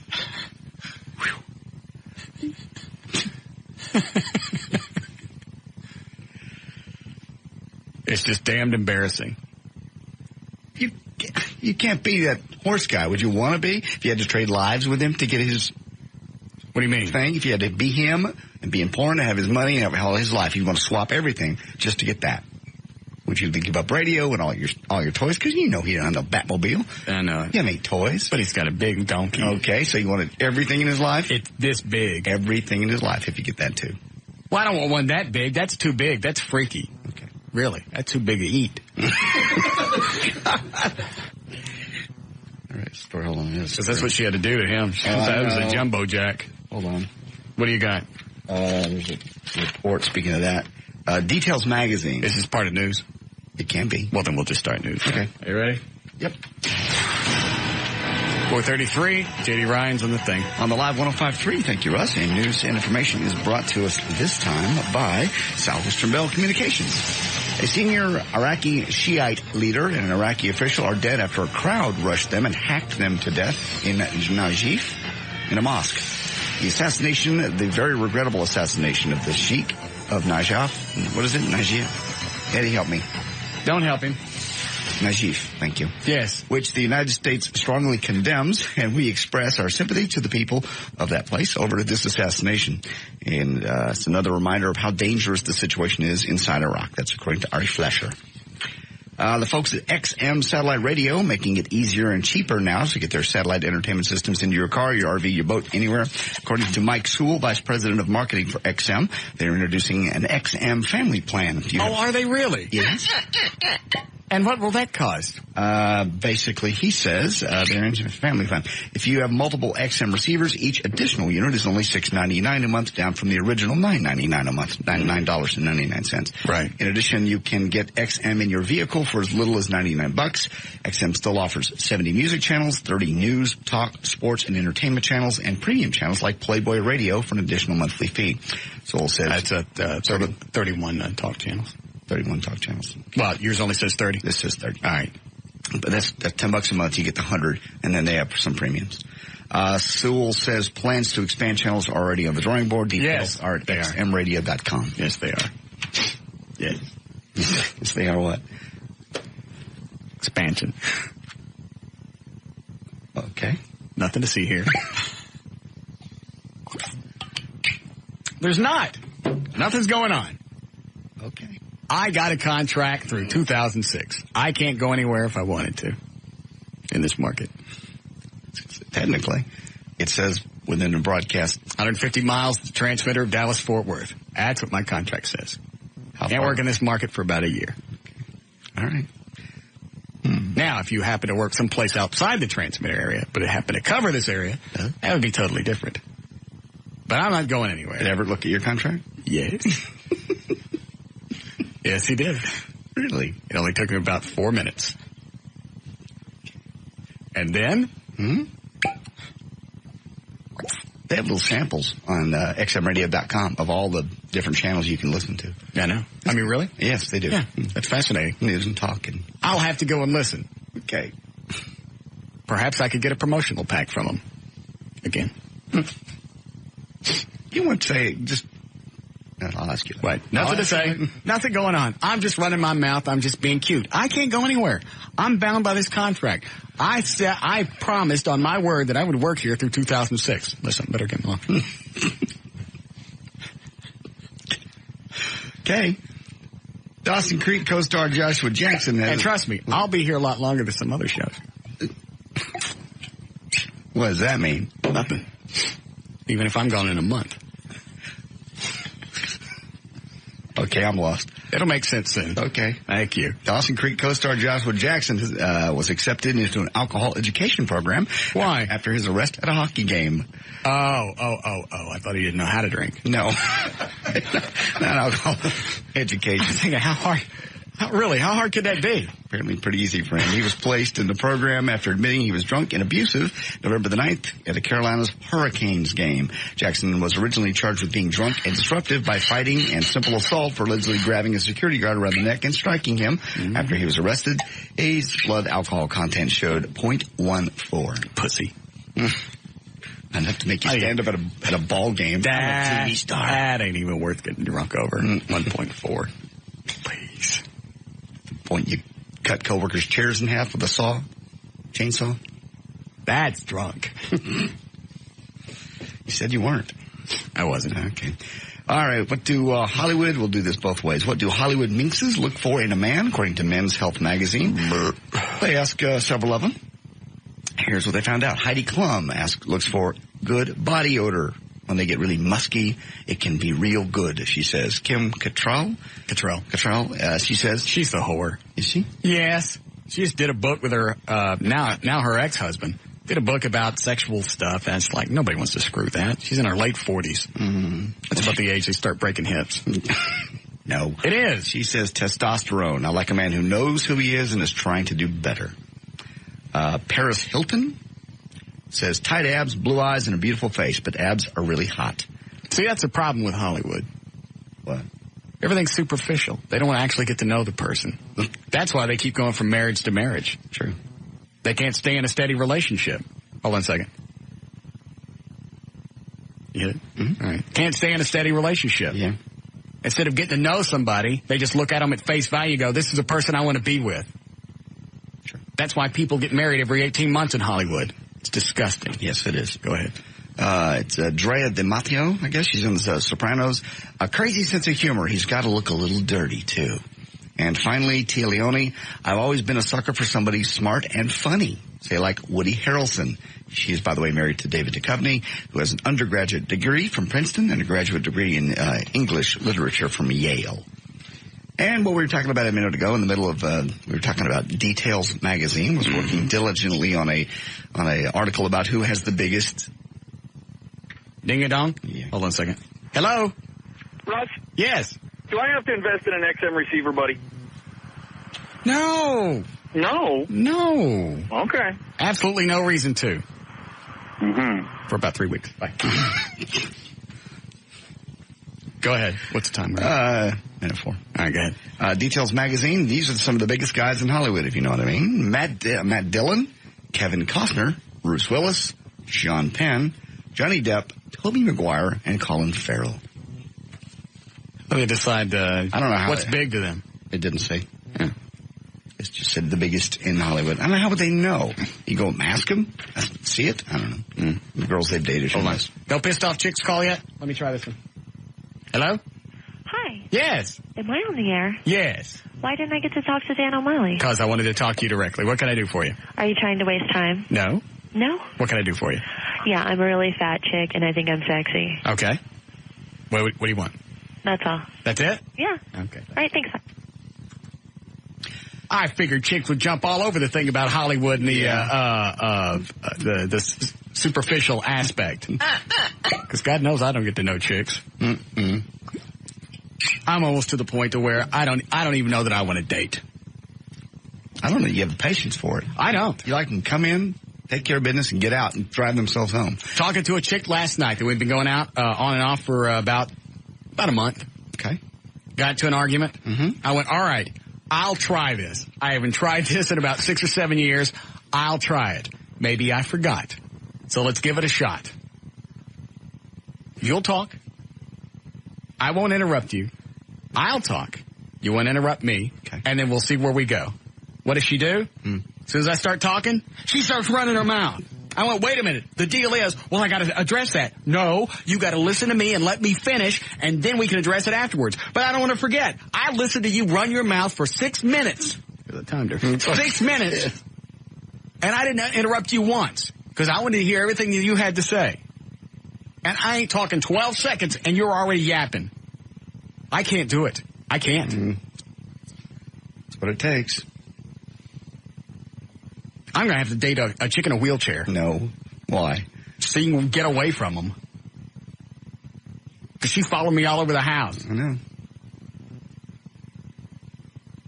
See, you have no patience. The problem is First of all, I let her talk. Yeah. But then immediately when I started was when she jumped in and went, no, what we did, and then it's back and forth.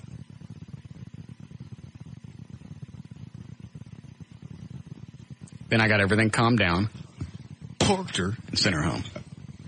And she drove herself, I assume. Mm-hmm. Of course. You don't have to try. That's the problem. Anyway, my point is, this fighting fair stuff obviously still doesn't work. I thought it's been so long since I tried it. I'll give it a shot and see how it floats. Didn't start. It didn't work with her. Doesn't mean it doesn't work at all. It don't work with chicks. You can't talk to chicks. They start wigging out. That's why I don't think women should run corporations. They're too nutty. Oh. Trying to think of a chick that runs a major corporation that did it well. Oh, think about when you and I worked in TV, the GM was a chick. Yeah, that was a bad experience. And then when I was over at the Eagle, Donna Fidel was the GM. Mm-hmm. She was nutty. Hot chick, great big cans. Mm-hmm. Liked to have porked her in her office. Yes. But she was in everything. And nutty. Cute. Nutty. Women don't need any power. Well, really. The power they need is right there in that little hairy triangle in their drawers. That's all they need. Anything beyond that is an abuse. They're everywhere now. Look at the troops. They're out in the desert fighting. That's fine. If you can rig it where they're on their period while they're out there, let them go. Give them a mobe and a box of tampons. Jeez. They're fighter pilots. I saw them interviewing one of the fighters. Let them go. That's great. Make sure that string's hanging out.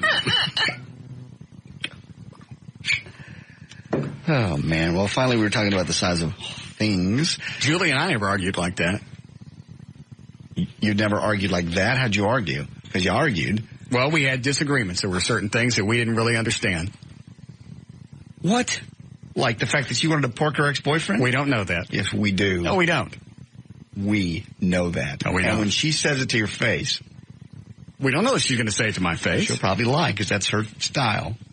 Lying and cheating. No, she told me many things in the past I didn't want to know. Okay. I didn't have to know she was going to go meet with her ex-boyfriend. I didn't know that. She could have said, hey, I'm going out with Mary and my other sister tonight. I'd have believed that and would have said anything about it. She didn't have to tell me. There's no way for me to find out. Why tell me that? She's a cheater. We don't know that. Okay. Why you make the face? Because we do know that. We don't know that. How do we know that? Through phone calls she's made. To who? You? Oh. I didn't know you were counting those. Yes. First of all, I haven't done anything with her. Just saying stuff over the phone or leaving messages that has absolutely nothing to do with the trust of her marriage. Say the things she's said. She hasn't said anything. Okay, it's like the time you walked in, that guy's hand was stroking the back of your girlfriend's face. You don't do that. That's no, you don't. Close. That's being too close. That was physical contact. Julie's done nothing but leave me messages. Very nice ones. Mm-hmm. Very nice ones. Mm-hmm.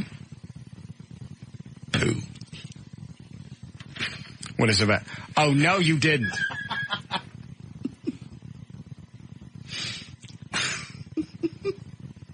Sorry. How do you know that nickname? I know. Really? Well, what else do you know? For all the profits and fun of men's NCAA. Mister, I don't trust my current girlfriend. Yeah. Z. Quit. See, sir? I'm sorry. Call me boss. Boss. All right, go ahead. For the profits and fun of men's NCAA basketball tournament, too many players wind up with nothing more than memories. A study released showed that 10 of the schools in the top 16 have failed to graduate even half of their players in recent years. Black players are less likely than whites to finish their career with a degree. But let's see here. They say posted the best numbers. Butler, posted the best numbers, and Oklahoma had the worst. They played each other in the Eastern I missed the story. Finals. Are you saying black people are more apt to be butlers? No. Butler was a school. The NCAA playoffs, basically all the big schools, are not even graduating the players. They get their senior year and they go off to the pros. So even though they're in college, that's why they're in college, to get an education. No, they're in college. They're probably in there with a scholarship. Of course they are. But why else would you get a scholarship? You get a scholarship so you don't have to pay, and then you get drafted, and then you get to go. It's the only reason you can go to college with a scholarship. Oklahoma had 0. To get a degree is why you go to college. No. Excuse me. What did the statistics say? Oklahoma had 0 graduation rate. Oh, wait a minute. But you say people go to college, huh? People go to college to most people to get an education. Okay. And what's the percentage right there? Graduating? 0. Okay. From Oklahoma. People going to college for? Get an education is what you're supposed to do. But that say what? What did I say? It says they're leaving in their senior year and never getting their degree. Okay, then. Obviously, that's not why they're going to college. Not why they're going. So the NCAA is pretty much just it's a minor league for the basketball for the NBA. That's exactly what it is. Where the hell have you been? If I was playing basketball and I was good and I was on a scholarship and a major league team comes up to me and says, hey, you want to finish college? Are you going to make $12 billion over the next 3 or 4 years? Not a good story. Thank you. There's news and information. Hold on. Are those chicks pissed? Both of them are pissed or just line 2? Oh, okay. Hi, Liz. Listen, jackass. Yes. Stop insulting our women in service. I didn't insult anybody. I said they need to be there. And if they're on their period, if they're on their period, even better. Do not want to go there. Yes, I do. Yes, I do. I'm there already. I'm set right in the middle of there. I'm there. Guess where I am? Where? I'm right there.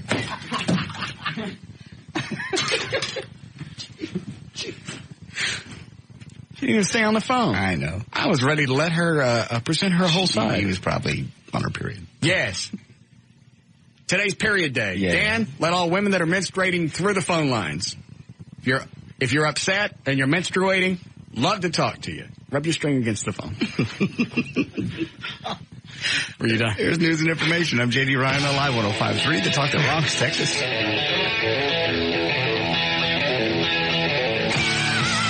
We'll be back with the Russ Martin Show. I'll you in the pooper buddy until I hear you squeal. If it hurts at first, that'll pass, and then you'll see how good it feels. Doggy style, so get on your paws and turn around and kneel. Yeah, pop you in the pooper buddy. Let's see how good that feels. Call Russ now at 214-787-1053.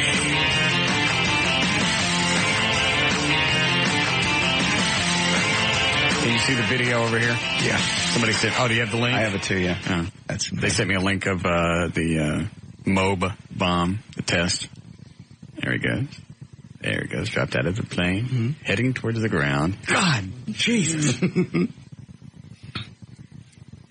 That's damned impressive. Short of a nuclear explosion. Yes. Hi, Bob. Come right on in. Certainly nothing going on in here.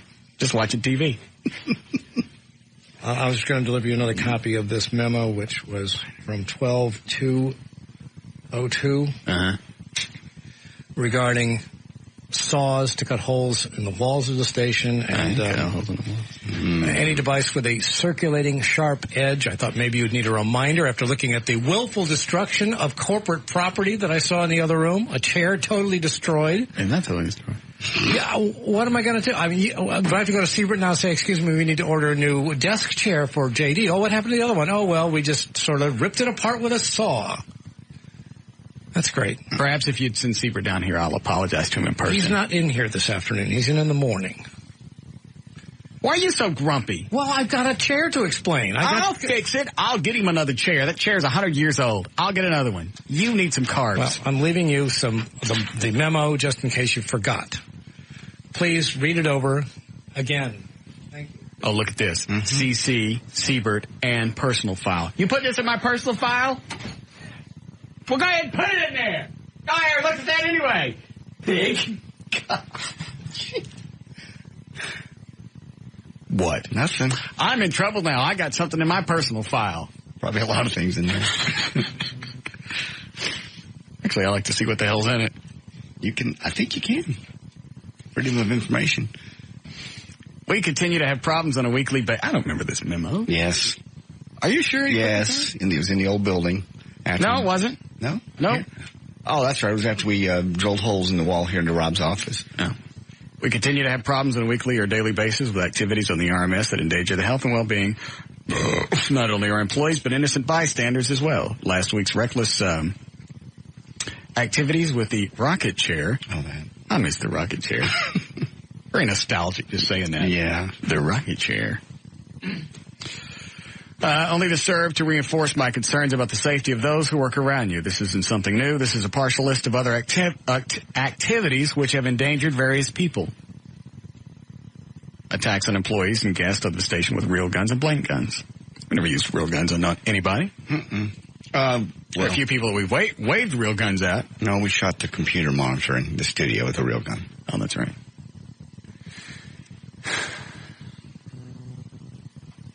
It's not as much fun to work here anymore. It's just Bob has to explain this stuff when it comes down on him. Poppycock. Hi, Gail. Nope, not Gail. Oh, I'm sorry. That's okay. You know anything about traffic? Not a thing. It sucks. Good. Thank you. She's done. Oh, okay. Gail? Yes. You want to add to that? A lot? Go ahead. Okay. Traffic sucks a lot. And it's brought to you by Car Toys and Geico Direct. You wouldn't buy an overpriced car. Why buy overpriced car insurance? 15-minute call to Geico could save you 15% or more. Call 1-800-947-AUTO. On northbound 35, South R.L. Thornton at Marsalis, you got to reckon the left lane. Now, that's your lighter side of travel, so it shouldn't be that big a deal. Also, northbound 310, SM Right. No, that's actually South Central in that location. Northbound 310, just north of Simpson Stewart, there's a crash. Now, in Carrollton, it's still going to be slow for you on southbound I-35 Simmons because of a crash past Beltline. It should be off to the shoulder, but traffic's backed up toward the George Bush Turnpike and beyond, about to Frankfort at this stage. In Lancaster, DeSoto, northbound 35 past Pleasant Run, there's a stalled car. We don't have which lane that one's in. We don't know yet, but when we do, so will you. Northbound 35 before Manana, there's a stalled car in the left center lane, and that is creating over a half-mile backup now. And in Denton, northbound 35 at State School Road, there's an accident causing a backup all the way to Swisher Road. And this also brought to you by the Texas Lottery. People all over are playing in Winning Lotto Texas every Wednesday and Saturday. So how about you? Somebody's buying a winning ticket right now, and the jackpot is $20 million. Pick your numbers today. I'm Gail Lightfoot with traffic on Live 105.3, the talk that rocks Texas. All right, thank you, Gail. Going to be a little warmer tonight. Should be about 47 for the overnight low. Sunny in mid-70s and then up into the 80s for Saturday. Hopefully low 80s anyway. At 73 degrees currently. Live 105.3, the talk that rocks Texas. All right, where did I leave off in this memo? Eddie and I are watching the Iraqis on CNN. Yeah. They're the great big painting of Saddam on the side of a concrete wall. And they're hitting it with a stick and stabbing it with a knife. And it's just... I'll be able to get through this concrete with this stick in about 1,000 years. It's just funny watching somebody hit rocks with sticks. Yeah. Granted, they don't have anything else. It's just funny to watch them do it. All right. Where'd I leave off? Okay. Rocket chair. Yeah. Texas employees blank guns using saws to cut holes in walls at the station. Motorcycles racing up and down the halls within the station. We do all this? Yes, we did. BB gun and pellet fights after hours. Mm-hmm. Potato guns fired in the building and destroying property. Mm-hmm. What did we destroy? Oh, I broke a window. Oh, that's right. That was the old building. Yes. Well, that's not here. Mm-mm. Did we knock a hole in something? Yeah, you ran the scooter into the wall. Oh, but that wasn't with the potato gun. No, that was... Oh, hit Jenny's truck. Oh, that's right. Pussy. Due to the reckless disregard for persons and property, the following items are hereby declared contraband within the building or on the property. Stun guns, pepper spray, mace spray, pyrotechnic devices of any kind, slingshots, knives, swords, daggers, any type of stabbing devices, animal repellers, law enforcement products such as batons and handcuffs, throwing knives, including but not limited to the Batman throwing star, blowguns, paintball guns, crossbows, bows and arrows, any device using gunpowder, any projectile propellant. Any device with a circulating sharp edge. Please see that you comply with this memo immediately. If you have any questions, please let me know. This reckless disregard for life and property has to stop. Means life. For life and property has to stop. Can I have that pen, please? That one will be fine. Let's see. There were 4 spelling errors. I will give that a B+. Take that down, please. Grading the memos. Great. Hi, Steven. Hey, what's up, boss? Ned. I had a question about your Batmobile. Yes, sir. Yeah, me and a couple of buddies are working on something like it where, you know, that thing that shoots fire out? Mm-hmm. Who helped you out with that? Mark built that, the guy that built the car. What are you guys working on? Because I want the flame to come out farther. We're kind of working on the newer one, like the one in the movie with Val Kilmer. Yeah, I want it to come out that far. Yeah. Oh, I got one more question. Well, what are you guys doing? What are you making it out of? Like, right now we're just setting up plans. Oh, okay.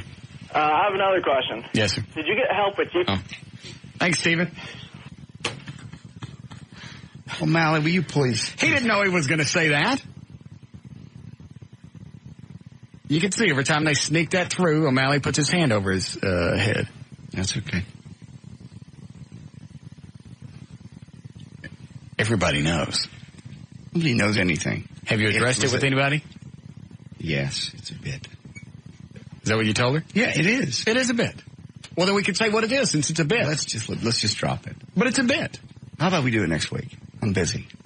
Let's do something else. What are you busy with? Let's just do something else. I'd like not to talk about that. Are you busy with uninstalling? Stop it. Uninstalling is a lot quicker. You've been very nice till now, please. I haven't said anything. They figured it out. I didn't say nothing. So much for counseling and trust. La-da-da-da. Yes, Laura. Hi, boss. God, I love that. Mm-hmm. You do? I don't know why. I just enjoy it. Yes. Say it again. Hi, boss. All right. I have a question. Yes, ma'am. Whatever happened to Rob? He moved to someplace in New York. He's working for a top 40 or something station up there. Really? Yes. That's too bad, because I always liked the way you left him. Yeah, I miss that too. Yeah. No more holes punching in the wall, no nothing. No. He's, before he left, he and Wendy are in the Happy the Clown movie. Oh, they are? Yes. Oh, cool. You get to see Rob in his, thong. Ew. He's a big built-up guy. You'll like it. Really? Yeah. Okay. And Wendy pops her cans out. Am I going to like that too? Yes. Okay, boss. They're quite huge. All right, boss. Thank you. Thank you. Yeah, I was looking at the stills of Wendy pulling her cans out in that scene. I didn't realize how big those were until they came flying out. Those are beautiful. Yes. We should post those on Happy the Clown. It's going to be in the movie. Why wouldn't he wouldn't care that it's on the website, would he? I can find out. Yeah, check with him. Because there are other still shot. Oh, we haven't even talked about this on Happy the Clown. Right. There's a video that the former production crew shot. You think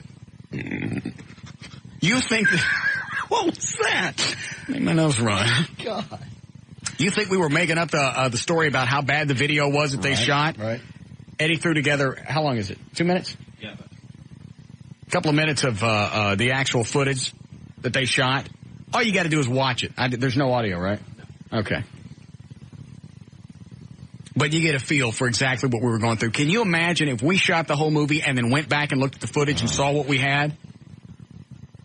It was hideous. Yeah, I haven't seen it. There are some shots to where you see the crew, and I don't mean for a couple of seconds. I mean too long to where you can't use the shot. It's not even artsy. Even artsy people don't include the crew. That's true. You know, shaky camera, slightly out of focus for a second, back into focus, quick camera motion. That could be considered technique. I don't know what the hell you call it when you show everybody in the shot. Bad. Oh, look, there's a guy holding the mic, and there's 2 other camera people, and look, there's a catering table at a murder scene. How inventive. Absolute waste of time. Well, we got shot that Friday night with Rob and Wendy. Would have taken them a day and a half. And I'd like to point out all my crap was in focus. I'd like to see what you shot. Yeah, we can't put that on the website, but you can look at it. Okay. But we need to find somebody else to be able to shoot, because when you and I are in the scene, obviously we need somebody to run the camera. Plus, that wore me out all night. Yes, Brian? Could you tell me something? How did you miss a date with Joe Kelly by falling asleep? Did I do that? Oh, that's right. Yeah, I just fell asleep. And then, I mean, how do you do that? I fell asleep. I mean, she's kind of hot. Don't you think it'd want to keep you up a little? I mean, then you stood up a Playboy Playmate to hang out with a black guy. What's up with that? Well, it wasn't just Woodrow that went to the races with us. We also took Katana. Of course, nothing happened with that. I mean... She's just a friend of the show. Geez, what does it take to get your interest? Who said I wasn't interested? You blow off hot chicks. You say hot chicks get your interest. You blow them off. Sometimes. To hang out with a black guy. Do you like guys or girls? What's the deal? I haven't decided yet. I'm in a flux right now. You caught me at a transitional period. I thought I'd work on Woodrow for a while and see if I wanted to go over to the black side. Right. Not only just go queer, go all the way. Get me a queer dark fella. Well, then I heard... so now you've caught me. Now I'm confused because you caught me in between. Well, then you said you weren't going to give Trey's reach-arounds anymore. I'm not. He doesn't deserve them. How dare him? I go into his office, instead of setting up guests or whatever, he's in there playing Minesweeper. I'll reach arounds for him. A reach around is like a tip. It's a courtesy. That's what we call that in the business. You don't get it. Yeah, you got to earn a reach around. Okay, I mean, I was just kind of curious how you blow off hot chicks and hang out with a black guy. You seem focused on the black guy thing. Well, I mean, that stood out a little bit more. You're always dogging Trey, but the black guy thing kind of stood out. You've never blown off hot chicks to hang out with Trey. Sometimes I'm just not in the mood. How can you not be in the mood for hot chicks? Just you like to vary it from time to time. Sometimes, even though it's got more calories, you eat the dark meat. Okay. All right. Bye-bye. You've had enough hot chicks. That doesn't do it for you anymore. Really. If I ever found a hot chick with half a brain that would leave me alone, I would marry the bitch. I would do it tomorrow. And what if she wanted kids? You got to throw that in there. I can't help her with that. What if she wanted to adopt then? Possibly adopt if he could be 18 and immediately move out. Or if she had one, a 2-year-old. 2 to 6 is hell. They don't know shut up. They don't know go to bed. They don't know go sit down. They don't know any of that. What age do they learn that? And that's the one I'll take. They're about 7 or 8, I think. That's because they've been in school and at that point they have an understanding of being quiet and doing their business and going to their room. But up until then, What do you want, Trey? How many T-shirts do you want? Why didn't you just come in and ask me that instead of writing it down on a piece of paper? Well, I was just going to hand it to you. So I can't read your writing. I have bad handwriting. You have bad handwriting because you got the shakies. No, I've always had bad handwriting. Looks like you tried to write that inside of a cement mixer. What's the matter with you? How many do you think we should get of the sodomized T-shirts? 50 or 100? I don't know how big of a seller this is going to be. Have we pushed our luck on the selling the T-shirts? Because we went through, how many did we go through in like 2 or 3 days? 700. 700. Wow. Of course, that was the beginning of the war. Everybody was into it. But I think after the events yesterday, if we can get these shirts pretty quick, I think we can go through 100 pretty fast. What do you think? I think 100 or 2? I'd say 100. You can always print more. Yeah, we can do that, right? Yep. Okay. Is he going to fax over the artwork? He's working on it right now. All right. So I forgot what I said. Dear Hussein, you've been sodomized. Signed, the United States Armed Forces. Yes. Perfect. Our logo on the front. If he can work a flag in there someplace, great. If he can, I understand. Because he's doing us a favor again. He asked me about the flag, and I said no, but I'll tell him if he can work it in. Up to him. Okay. Same cost per shirt, about $4? It should be. Okay. He's done almost. If he does this will be 800 shirts. The first 200 or 300 he did for free. Yes. The rest he's done at cost, which means he's not even throwing in his labor.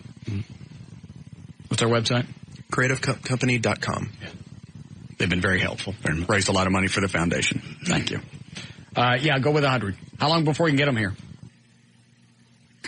He is going to pull every string he can to get them here tomorrow. Perfect. Would you like people to start calling you with pre-orders? No pre-orders. No reservations. Cash. Come to the station. Okay. Got it. Thank you.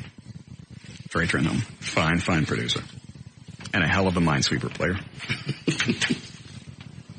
What's Trey's phone number, Eddie? 214-583-2547. Hurry before he gets in the office. What is it again? 214-583-2547. If you'd like to place your order now for your T-shirt, call, let it ring. Don't take no for an answer. Thank you. Hi, Carla. Hi. Yes, ma'am? I was just calling to tell you about Gary Stevens walking into a patio door, a glass door. He's got a black eye laying up in bed.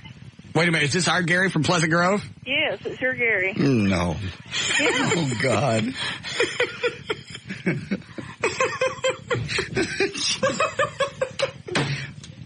Walked into a glass door. Did he bust the glass? No, he's dropped 70 pounds. Okay. Yeah. Well, that explains it. That explains it. Anyway. He's at home right now? Yeah, he's at home, laying in bed. Call him. Okay, thank you. Bye.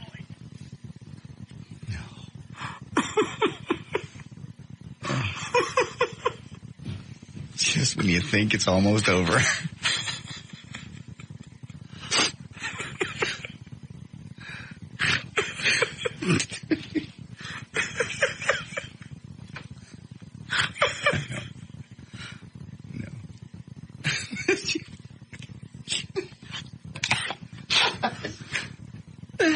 Oh, God. I'd have given $1,000 to see that. Having a videotape and watch it over and over and over and over. Oh, God. Yes, Kenny. Hey, Russell, I wanted to tell you that I was trying to get the flames to come out of the tailpipes of my Harley Davidson. Now, flames out of a tailpipe are different than what we're talking about, because I think flames out of a tailpipe, it actually ignites part of the exhaust. I don't have that coming out of the turbine of the Batmobile. Oh, you got it coming out of your turbo, don't you? Yes. Okay. Well, I didn't know how he was doing that either, so that's okay. I was just going to find out what it was and see if I could use that. But okay, thank you. Okay. They have things that you can put on your tailpipes that actually... Is that Gary already? Mm-hmm. Oh, no.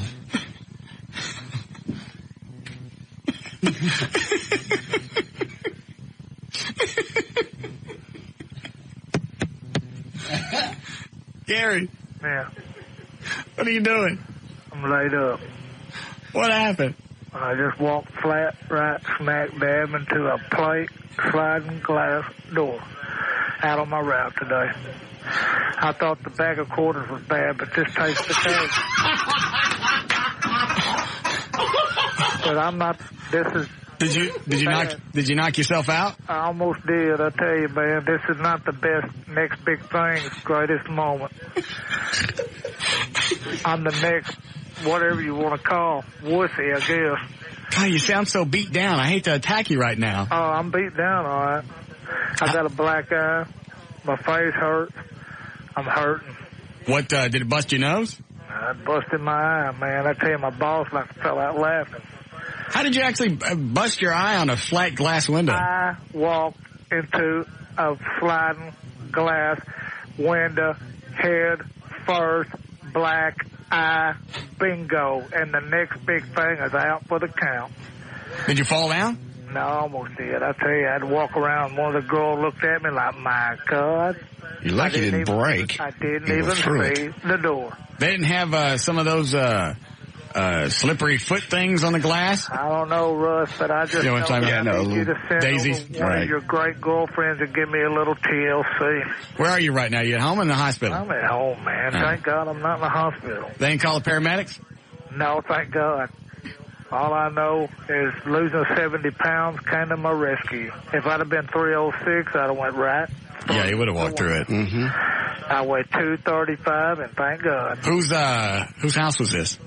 I was one of my stops today. And they don't have little daisy stickers on the window? Well, they might want to put some up after I hit it. No, because, I mean, if they don't have little daisy stickers on there, then you could probably sue somebody. I don't want to sue nobody. I just want to get past the next big thing. You could probably sue them for $15,000, $20,000. Well, I tell you what, I'm just glad I wasn't. Probably more. I'm glad I wasn't 306. Dangerous situation. You need to go back. You need to go get pictures and sit before they stick up those daisy decals.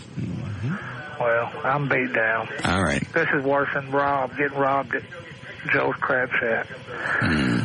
This is an embarrassing moment. Well, we share your pain. I appreciate. Not really. Because, you know, he was just, he don't pay attention to his surroundings. No. He's clumping around like a moose. Yeah. Hey, let me tell you something. Ouch. Damn. Yeah, it's a pretty solid glass over there. Yeah, never go over there and slap that. Okay. I was going to slap it just for the glass noise. Ouch. Could you hear it all? Yeah. Ouch. Yes. That wasn't even funny. No. It's solid. You walk into a glass window. People do it all the time. I've had 2 people walk through my screen door in my apartment. Who was that? Oh, one was a pilot buddy. I can't tell you who the other one was. Why not? He's on TV. A TV buddy? Also. Was he? Right through it. Maybe he's going outside to see you. Yeah, the veggie. Probably not. I didn't say anything. Thank you. Sometimes you like to walk outside. Yes. See if the weather matches your forecast. God. Can't tell you anything. Oh, my hand hurts now. We need a break? All right. Where does Gary live? We should send him something to eat since he obviously can't get up and around. In a mesquite? Do we have Gary's address? I know of. I'm sure we can. You got his phone number, though? Yeah. Find a pizza place out there and we'll send him something to eat. I don't even know his last name. Do you have his phone number? Yes. Hey, how about this? Why don't you ask him when you call him? What?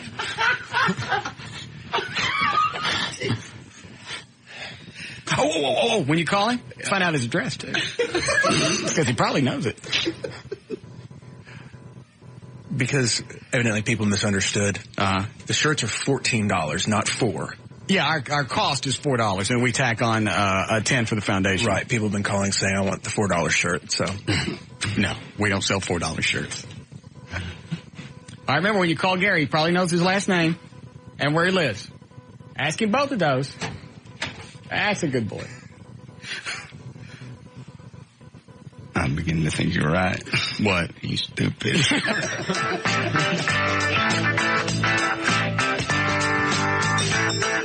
We'll be back with the Russ Martin Show. Tell her to shake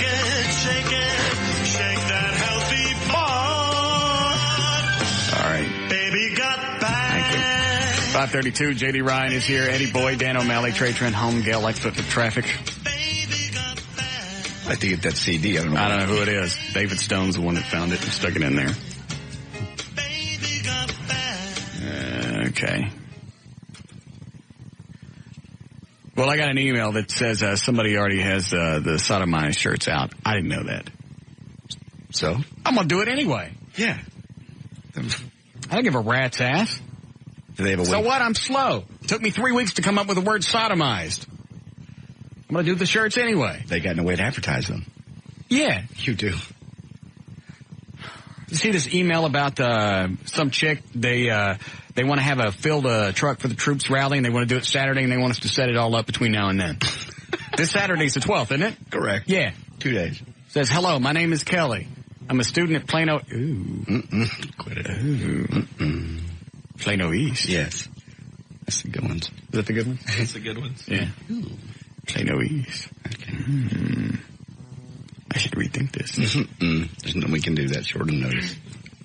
Myself and a few friends are trying to put together a Fill a Truck for Troops rally on Saturday, April 12th, from 7 a.m. to 8 p.m. What we were wondering is if you could possibly provide a location for our event and some entertainment. We would have greatly appreciated any support that you could provide us. Please call me back immediately. Thank you. Got her phone number. I saw a report today on Channel 5. Actually, they're telling people to stop, just general people, to stop sending stuff because it's taking up room on cargo planes for things that are going to specific soldiers from their families, as well as other things that the military needs to ship. So, obviously, money is the better way to go. That's the best way to go. The USO, that's what they recommended. Money to the USO. That's USO.org, I believe. In fact, I think on the USO website, they have everything that they, well, obviously, it doesn't matter what they need, just send cash, because it's slowing stuff down. Correct. Okay, that makes sense. You see, communication between families and troops is very important, and so they want to send specific packages to specific soldiers and general stuff to everybody else. Okay. Baby got burned. Hello?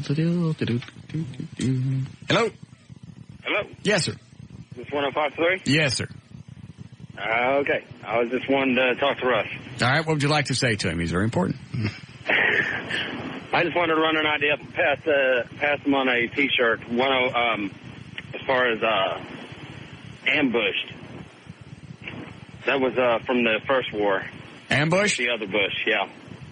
Oh, I get it. Ambushed. Right. That's pretty good. Did you think of that one? No, I didn't. It was from the first war. Oh, okay. With the other bush. All right. Well, I'll tell him then. Okay. That's very kind of you to call. Okay, thanks, Russ. All right. Bye. Oh, he figured it out. He just called me Russ, didn't he? Yes. All right. You ready to do news again? If you like. Hold on. Hi, David. Hey, boss. Yes, sir. The bumper that you played from Richard Cheese, and the band is Lounge Against the Machine. Richard Cheese? Yeah, and it's loungeagainstthemachine.com. Oh. They do covers of all kinds of 90s rock. Oh, cool. Perfect. Thank you. Sure. All right. I thought I'd get that CD. That sounds fun. Yes, Robert. Hey. Yes, sir. Hey, boss. Yes. Excuse me. My apologies. That's all right. Boss.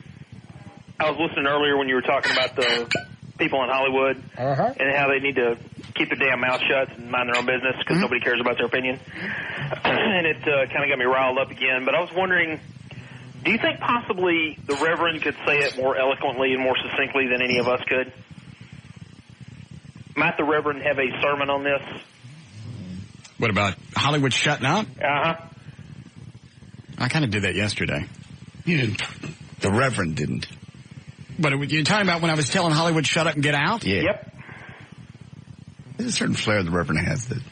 Yeah, there is JD's absolutely right. There's a certain spirit that comes upon. Spirit. Yeah. Certain attitude that the Reverend has. I don't have, I don't remember what I said. Tell them to shut up and get out. Get out if they don't like this country. I said that. If you want, I know. Well, I don't remember everything else I said. I don't either. All right, thanks, Robert. Bye.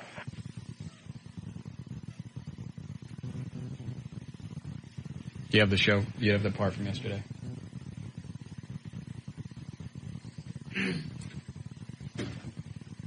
Or if somebody has it already transcribed out, email it to me. They probably do. We'll see. All right, let's do news, and Eddie can go hunt that down. Okay. That's kind of redundant 2 days in a row if it's the same thing. I just think the Reverend brings a certain spirituality to it. Yeah. All right. Push. Energy. Hang on. Here's some space. Personal opinion. Was this the artwork? Yes. Dear Hussein, you've been sodomized, signed United States Armed Forces. What do you think? I like it. You to put RMS on there anywhere? That goes on the front. On the front, okay. That's good. That's good. That'll be fine. How long does he think it's going to take to turn around 100 shirts? He's, like I said, he's not going to know until tomorrow if he can get them here, but... Does he need any help? Because obviously he's doing it by himself. No, he's just... We could go help him. Where's his store? Is it in Garland? He said he was close to VertBiz. Okay. Then that's in Garland. Okay. We ain't going. We'd be in the way. We don't know what we're doing. Absolutely. And you don't want to go anyway. It's like Saddam Hussein saying exactly where he is in Baghdad. Next thing I know, I'm getting a mob dropped on me from the Garland cops. I don't think they have those. They'd find one for me. Ask him if we can help him with anything. Okay. And if he can move to Richardson. That's the other thing is our armed forces, every troop should be exactly like the Garland police. You go out, and if you got it coming, they beat the crap out of you.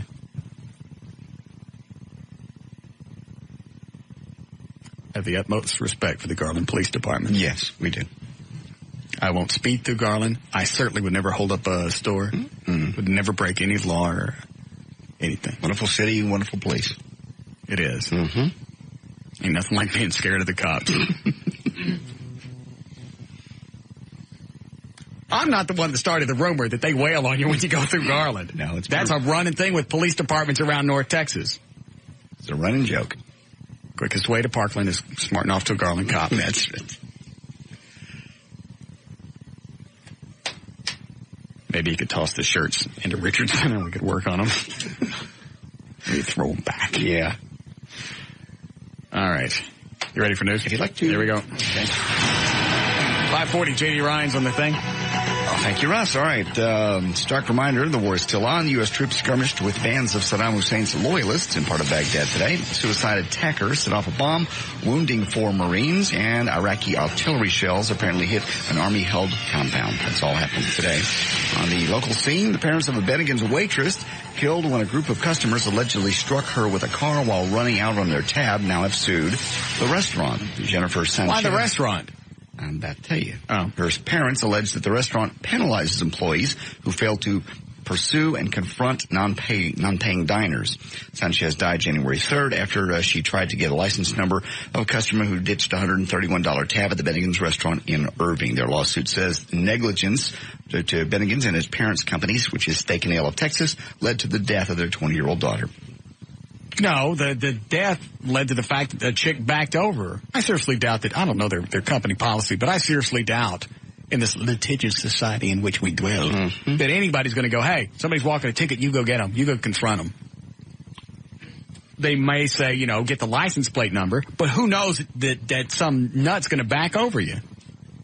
I'll just say this. I'm not saying anything about her family because they've lost their daughter. Right. But there's a lawyer somewhere that went, we ain't getting no money out this chick that ran over her. Yeah, because she's locked up. So So if there's going to be any cash from this. Why sue Bennigan's? They're not the ones that backed over this girl. Because they got cash. And I'm not saying anything about her family. That's absurd. You go for the corporation every time. Because the corporation will give you cash just to shut up and go away. It costs more to take it to court. I'd like to see their employee handbook, because probably in that would be what they expect you to do. Like CBS, Infinity, they have employee handbook. I don't know what it says because I ain't never looked at the thing. You don't follow memos and policies anyway. No, I just grade them and send them back to Bob. Yes, you do. You got a B+ on this last one. He done good. A couple spelling errors. Gotcha. A few sentence fragments. Other than that, pretty well written out. Go ahead. Okie dokie. Viewers watched in horror yesterday as a knife-throwing stunt went wrong on live TV. Was this with monkeys? Nope. Make it with monkeys. Okay, circus performer Jade Henson, who set a world knife-throwing record. Was he a monkey? Only days ago, left his monkey assistant with a gash in her scalp. Hansen was demonstrating his skills with his monkey girlfriend during a TV show, throwing as many knives a minute as he could without hitting the monkey. But just 9 seconds to go, she was hurt when the blade caught the top of her head. Her monkey head? Yes, her monkey head. Split her little monkey head. 3 seconds before his time ran out, Hansen, who managed 67 knives, stopped the stunt, and his assistant put her hands to her head, clasping the spot where she got the knife. Another friendly reminder, if you dabble in child pornography, you will get caught, especially if you make it as easy as 64-year-old teacher Leif Erickson, that's his name, of Clarington Hills, Illinois. He came home from a vacation to find that burglars had stolen his car, some electronics. What'd he do? He called the cops. And when the police came over to take the report, they discovered several crates of child pornography. He got arrested. He will now go to jail for 4 to 15 years. That's not very smart. No. Like having dope in the house and calling the cops. 49-year-old. Heard what? Some Wasn't that somebody screaming? I didn't hear anything. I'm sorry. Probably Joy found something on her car. Hey. Oh, I'm sorry. I hit it. I hit the delay. Nobody heard that. I hit the delay. 49-year-old Robert Quinn, athletic director of Leona High School in Leona, New Jersey, has been suspended from his job and arrested after sexually abusing a 17-year-old boy with violent wedgies. The abuse lasted a year, also included fondling the boy, spanking him, yes, and giving him violent wedgies that caused anal bruising. Despite the fact that 5 former students have also come forward, he is pleading innocent. The worst part is he's suspended with pay. And finally, from Glamour magazine, one can't argue there are plenty of men out there in committed relationships that might actually cheat. But for the women who obsess over whether or not their man is screwing around on them, here are 4 truths about cheating. Once again, hold on a second. Eddie, how do we print from this Hotmail account? I believe just hit print. I think it'll go for one.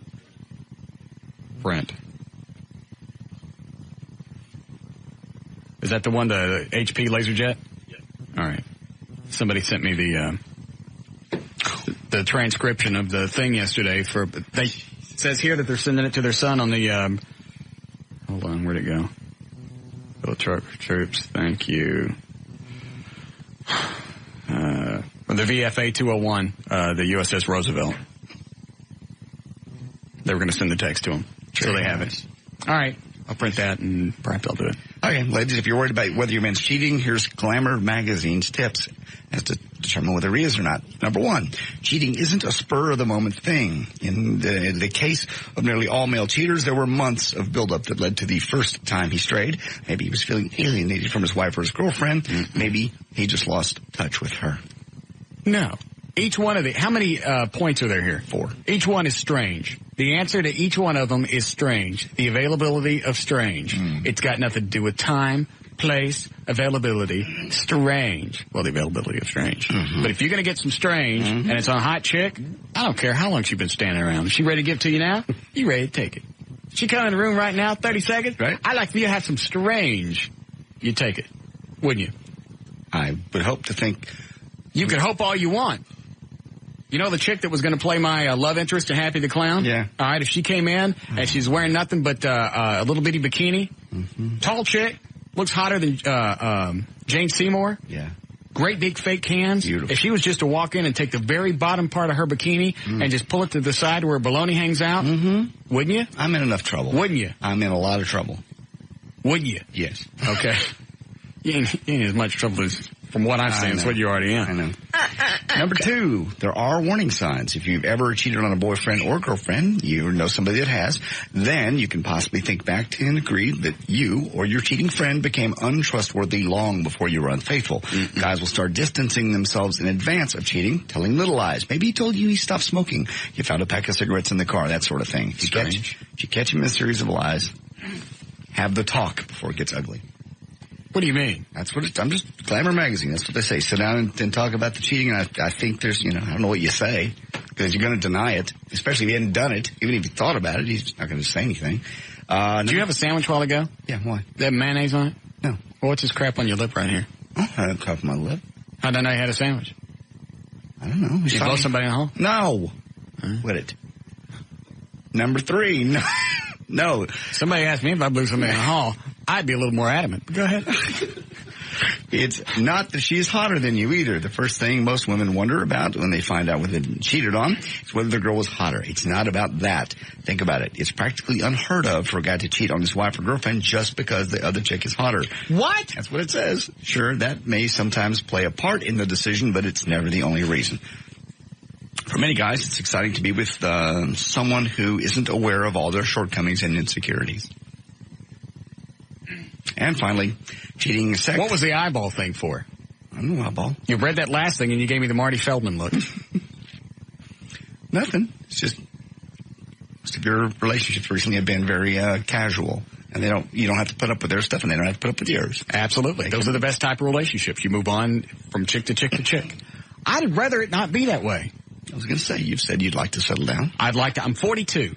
In another 7.5 years, I'm going to be 50. I can't keep going like this forever. You're right. I'd like to find some hot chick that ain't a nut. And I don't think the two coincide. With no kids and doesn't want any.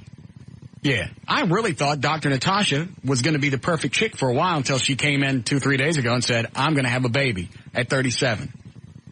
It's in them all. I've never met one yet. Flat belly, tight ass, nice big fake cans, and she's going to ruin it all just to squat out a monkey. She is. I'm aware.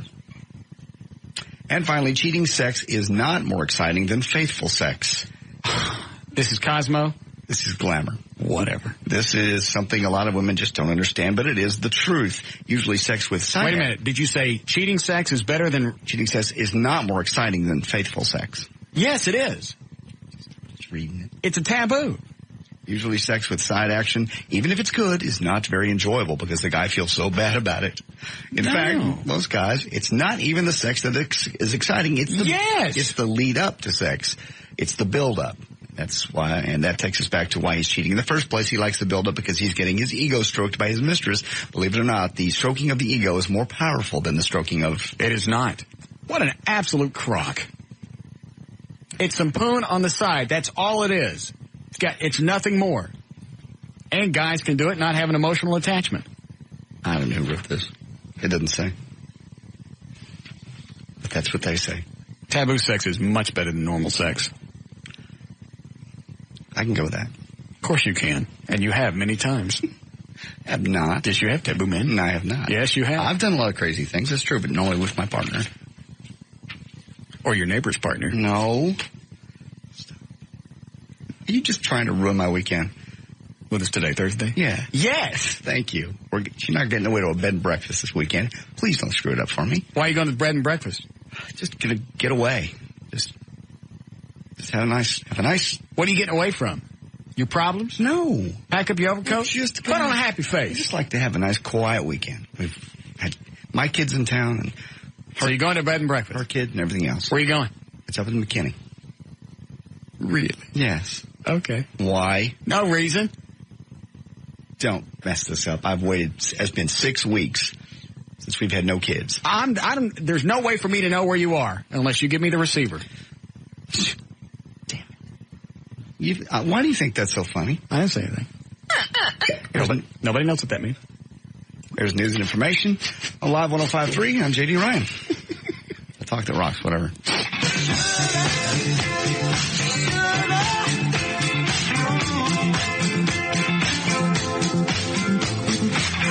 We'll be back with the Russ Martin Show.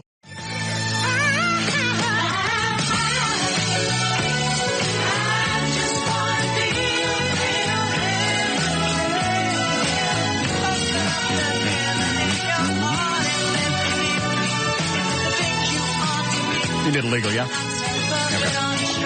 All right, 6:02. Dan O'Malley is here. J.D. Ryan, Eddie Boyd, Trey Trenholm.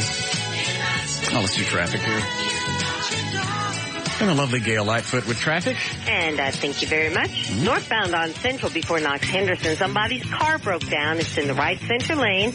That's why traffic is backing up toward Woodall Rogers.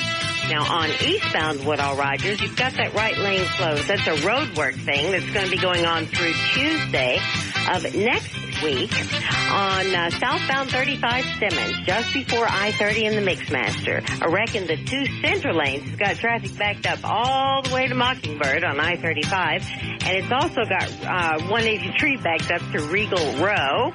And let's see if there's anything going on in Fort Worth or the mid-cities. They've really been in good shape this afternoon, and the answer to that would be, everything's in great shape there. So y'all have a great evening. I'm Gail Lightfoot with traffic on Live 105.3, the talk that rocks Texas. Thank you, Gail. A little warmer tonight. 47 should be the overnight low. Warming up, though, for the weekend. Sunny and 76 tomorrow and into the 80s by Saturday. 74 degrees now at Live 105.3, the talk that rocks Texas. Live.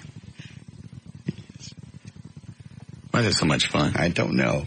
Even after the show, Dan and Tassos are running around there, and they just look at each other like a couple of mongos. Live 105. Live 105. I don't know. I do it driving home. It's just funny. It's funny to say. That's what you want. You want a name that's funny to say. Mm-hmm. You remember it. I suppose. All right, let me run through these. What is it? Oh, is that the thing from yesterday? Yes. 2 words get out. You didn't like Bruce? I say all that? I'm a loudmouth. Hi, Nathan.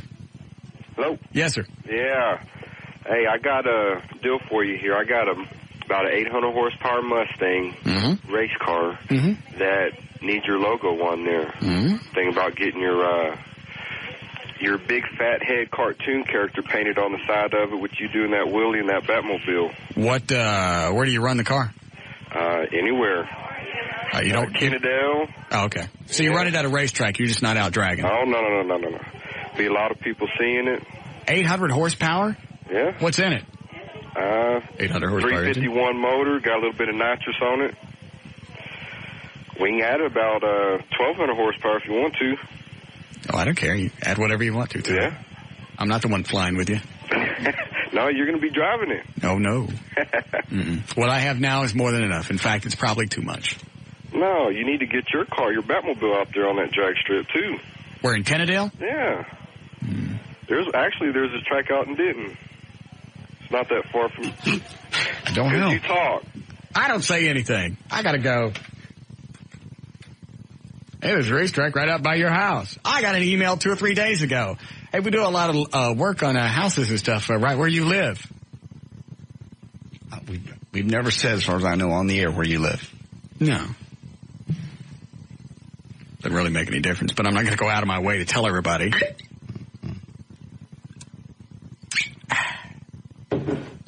Let's see here. Load up the higher and higher thing for me, Eddie. I don't know if I'm in the mood. Is Gentleman Jack helping you? I'm working on it. Oh, I'm your perfect woman. You're my perfect woman? Hello? Hey, Russ. I don't think so. Just want to let you know we're going to get your search to you tomorrow before 3 o'clock. Who is this? This is Chris over at Creative Cup. Oh, okay. You're going to have them here by when? We'll have them there before the show starts. That quick? Yeah. Are you actually in Garland? Yeah, I'm about a block away from Bird-Base. We can't help you print them. All right, I understand. I was going to offer to come out, but you know where you are. Yeah, gotta stay away from the cops. Well, thank you for the help again. You've gone out of your way. Not a problem, sir. Thank you. All right. Bye-bye. It's Chris from CreativeCupCompany.com. Hello? Hi, Russ. Okay, this is the one. Russ? This is the one I was supposed to pick up. Oh, okay. Yes. How are you? I'm fine. Well, I might be your ideal woman. How old are you? I'm 40, but I don't look it. I'm the only girl in 8 generations, grew up with brothers. Uh-huh. I've got a great job. Yes. Very low maintenance. Uh-huh. You smoke, don't you? Do I? Yes. Yeah. Yeah, I knew it. Why, is that bad? You can just hear that you smoke. Well, I've got a great job. I'm a buyer for women's apparel. Well, okay. Well, then it's okay to smoke. Well, yeah. Yes. You've got to keep your insanity somehow. Have you been married? Once. How many kids did you have? I have one that's 19. You got nothing going for you. Excuse me? You're 40 and you got a 19-year-old kid, which means 19 years ago, your twat went bad. I don't think so. Yes. I don't think so. Okay. Well, then come up and show it to me.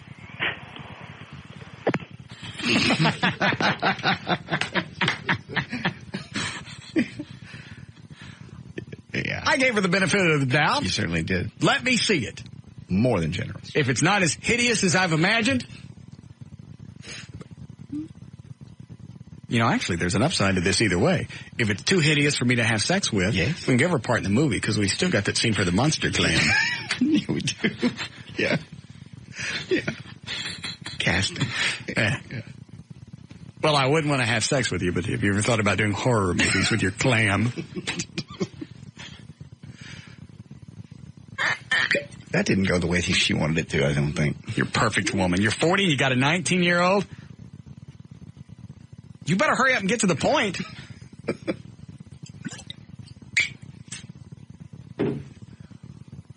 And she smokes. You can't date a smoker. Nope.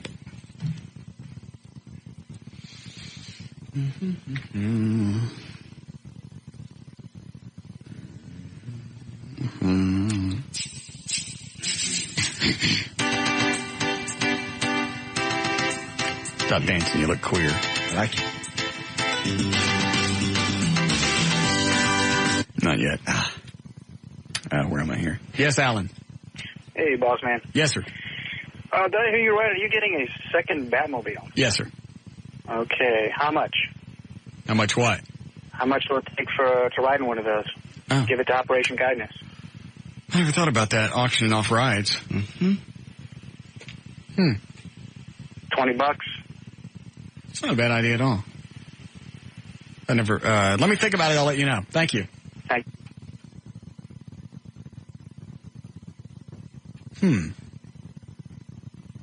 Make an event out of it somewhere? Yeah. Oh, did she call back? Yeah. Oh, you shut up. I will.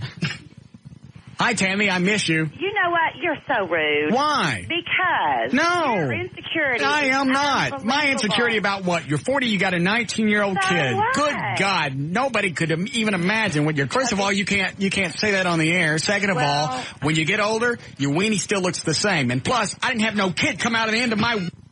But see, that's where you're wrong, because I didn't have my kid come out of my whatever. Oh, well, then you got a great big lovely cesarean scar. No, I don't. Somebody does. Oh, Russ, I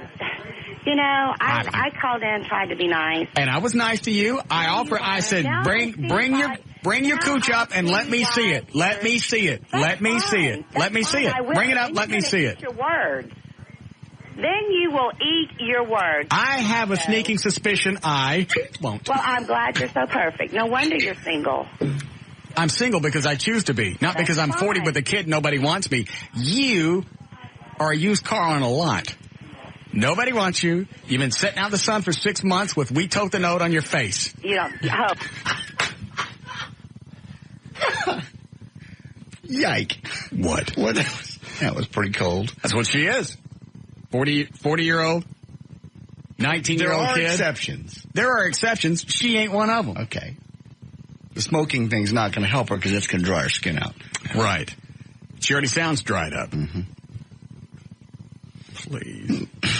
And you're going to call up to a radio station and try and pick a guy up? That's really one of the most pathetic. Oh, no, she isn't. I'd love her to come down. Yes. Please come up here, Tammy. I can't wait to see you. I am, so don't even go there. Oh, please come up. Are you coming up? You've got a challenge and a half. Oh, please come up. And you know what? Wear your best pair of Rockies.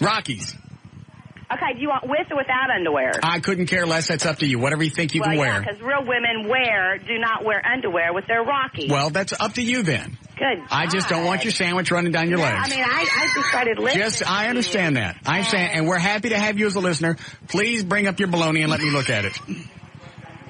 And don't be sick or nothing. Oh, my gosh. Where y'all at? Because I just moved here from Colorado, and I'll be happy to. We are certainly happy to have you to the great state of Texas. Plenty of room to let your meat flap. One moment. And to graze. Yes. Line 4, please. She's not going to. We'll find out where she is. If she can make it up before 7, fine. Oh, tomorrow would be fine, too.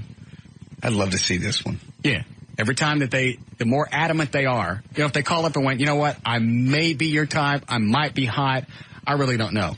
Those are the ones that are normally pretty cute. Mm-hmm. It's the ones that go out of their way to go, she's in Garland? Well, of course she is. I know what she's driving. Maybe the Garland cops could do me a favor. Get you on the way through town. Then she shows up, you get a look at her face. Yeah. Hey, you got stopped. She would have been a perfect one for you to start your 15 minutes of being nice to. Oh. I don't feel like doing that today. Okay. Maybe tomorrow. All right. By the way, we're only going to do it for 10. 10's fine.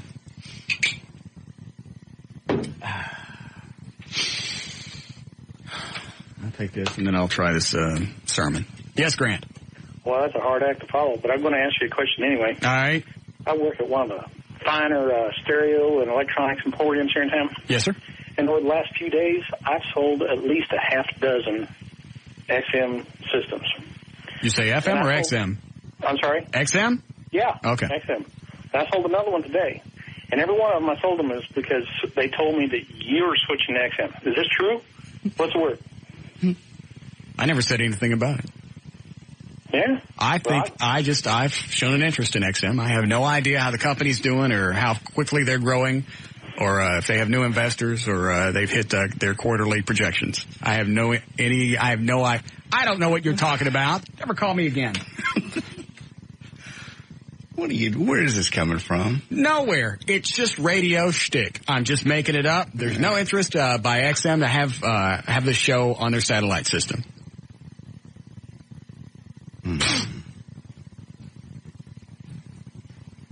I was thinking about getting one in the boat anyway. Good idea. I'm just mouthing. Okay. There's nothing to see here. There's nothing going on.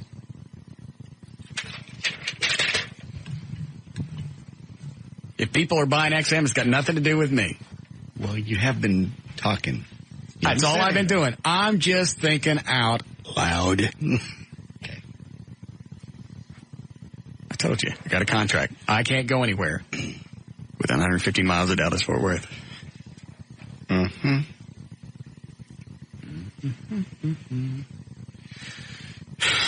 All right, let me see if I got the energy to do this. It's like 2 pages of crap. All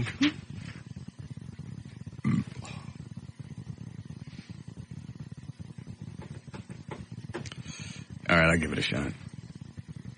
I'm not really in the mood. Why? I don't know. I did this yesterday. I know, but it's just weird to see it written out. Somebody transcribed it. That's great. They're sending it to their kid, did you say, on the Roosevelt? Let me go back and look at the email. Iraqis fill a troop for trucks. Thank you. There it is. It's the Leonard one. Also, thank you for posting pictures from the VF-201 aboard the USS Roosevelt. We're sending the transcript of your get out speech. We appreciate all your support. There.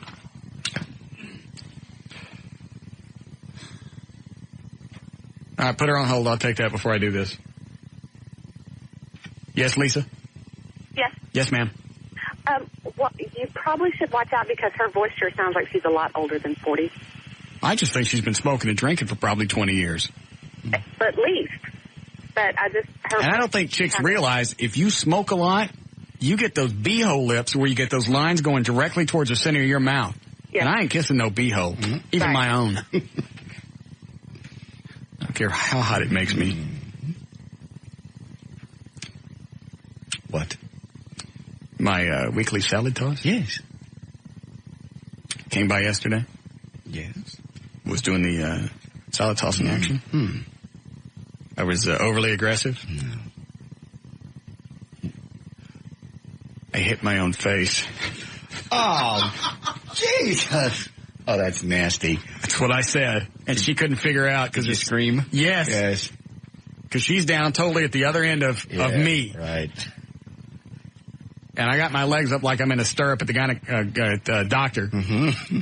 And she's doing the business. And just all of a sudden, things happen on my face. Oh.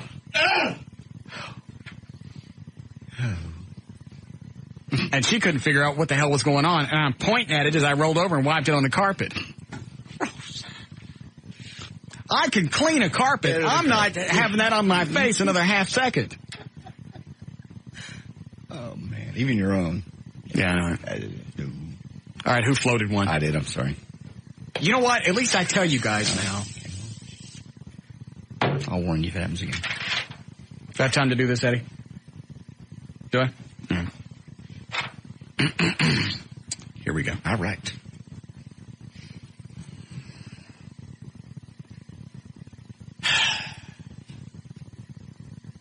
Quit it. I got to get into this mindset. This wears me out. Okay.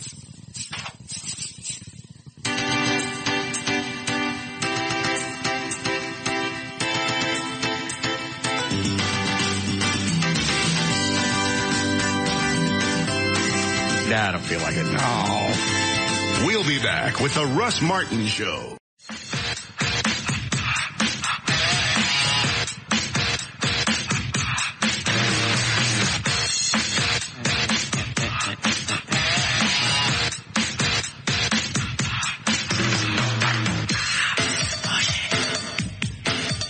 All right. Was it Gary from the Grove, too? Yeah.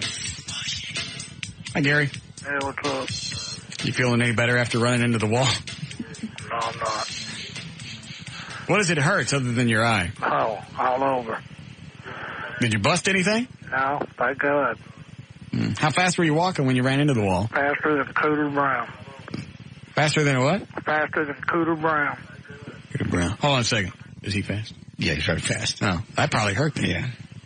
Did your pizza show up? No. I told Trey to call and have you a pizza sent out. Well, that's the way it goes, man. I'm the only one man on the show takes care of business, and that's the man. See, when he wants something, I'm the man. Now you're the man. By the way, we all call me boss now. Well, boss. Hold on a second. You're the boss. Hold on, I want to find out where your pizza is. I told him this an hour ago. Brainiac. Here he comes.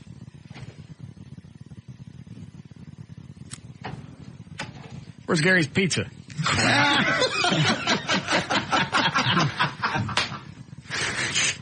Don't nobody say anything because I hit the leg twice. Once on Trey and once on me for calling him something stupid for something he said. Everybody hold on.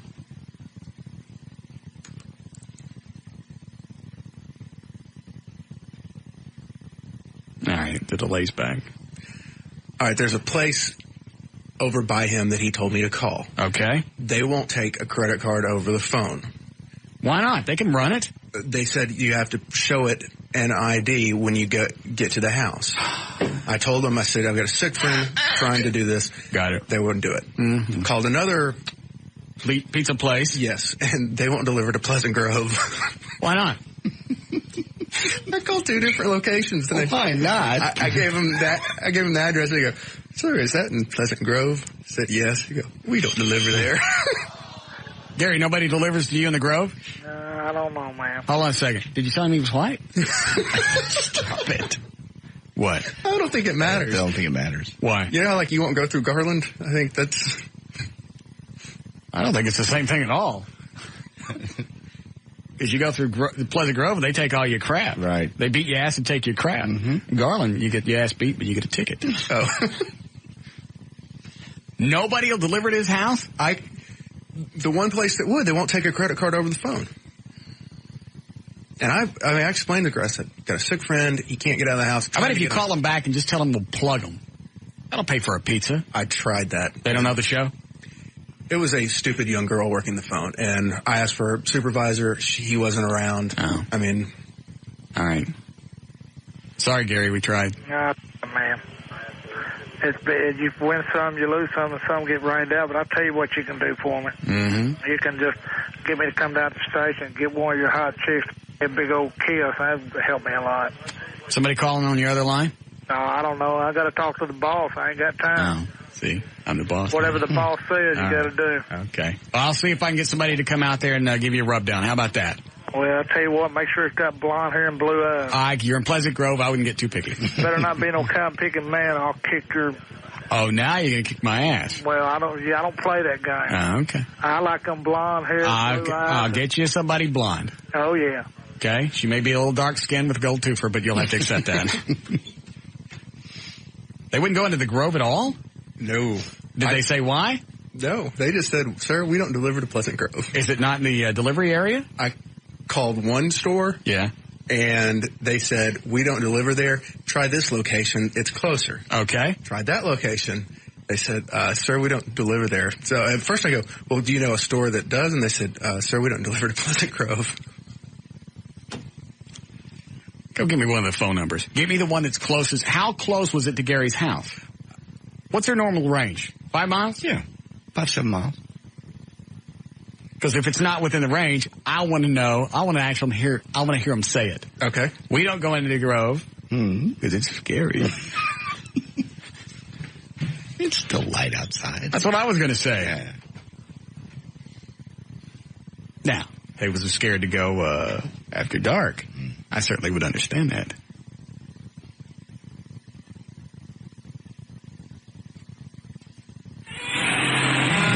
That's when the monsters come out. Okay. Yes, Christy. Hey, order the pizza online for Gary. Say it again? Order online on the computer. Well, if they don't deliver, they're still not going to go out to the Grove. Yeah, they will. They do it for me. They deliver to Pleasant Grove? Yeah. Where? Off CFON Freeway. Well, 175 and what? 175 and Ed Road. Oh, that's Sigerville. That's not the Grove. It's safe out there. It is. Thanks, I tried. All right. Trying to trick my ass. I'm trying to get in the mood.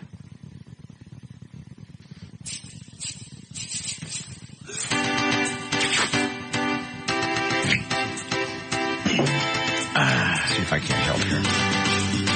With what? Hold on. Right earlier. Hurry up, I'm about to move on to something else. Okay. I was just talking about Susan Sarandon and Tim Robbins. And how... I can't find a story now. Well, what is it? Well, it was one we talked about earlier. The Baseball Hall of Fame canceling because their outstanding thing against the war. And they've canceled their little appearance. At the Baseball that's right. And Tim Robbins says, how sad that you got to use the Baseball Hall of Fame thing to voice your opinions. Right. Tim Robbins, Susan Sarandon, the Baseball Hall of Fame has canceled the 15th anniversary celebration of the film Bull Durham, which was to feature the co-stars. The Hall's president, Dale Petrosky, sent a letter to Robbins and Sarandon this week saying the festivities have been canceled because of their remarks. We believe your very public criticism of President Bush at this more important and sensitive time in our nation's history helps undermine the U.S. position and could ultimately put our troops in even more danger. Tim Robbins said, I'm sorry you have chosen to use baseball in your position in the Hall of Fame to make a political statement. What the flying does he think that they do every time that they get out in front of the media? Michael Moore did it at the Oscars or the Academy Award or whatever the hell it was that he won. Right. Susan Sarandon does it every time she gets out in front of somebody. I didn't even know Tim Robbins. I used to like him. Now I can't stand him. I know there are many baseball fans that disagree with you and even more that will react with disgust to realize baseball is being politicized. To suggest my criticism of the president puts the troops in danger is absurd. It is. It absolutely does put them in danger. I don't know how, but it does. Does it put them in danger? Just doesn't show a solidified front here in America. Yes, we have to show some. Who, Tim Robbins? Tim Robbins or Susan Sarandon. Jesus.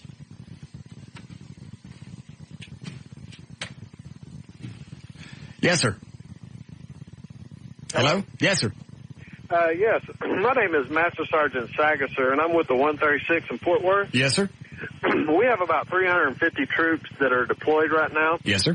And what we'd like to do and what we're trying to do is make a memorial garden with flags, American flags, and underneath the flag we want to put their names on there just to memorize them while they're gone.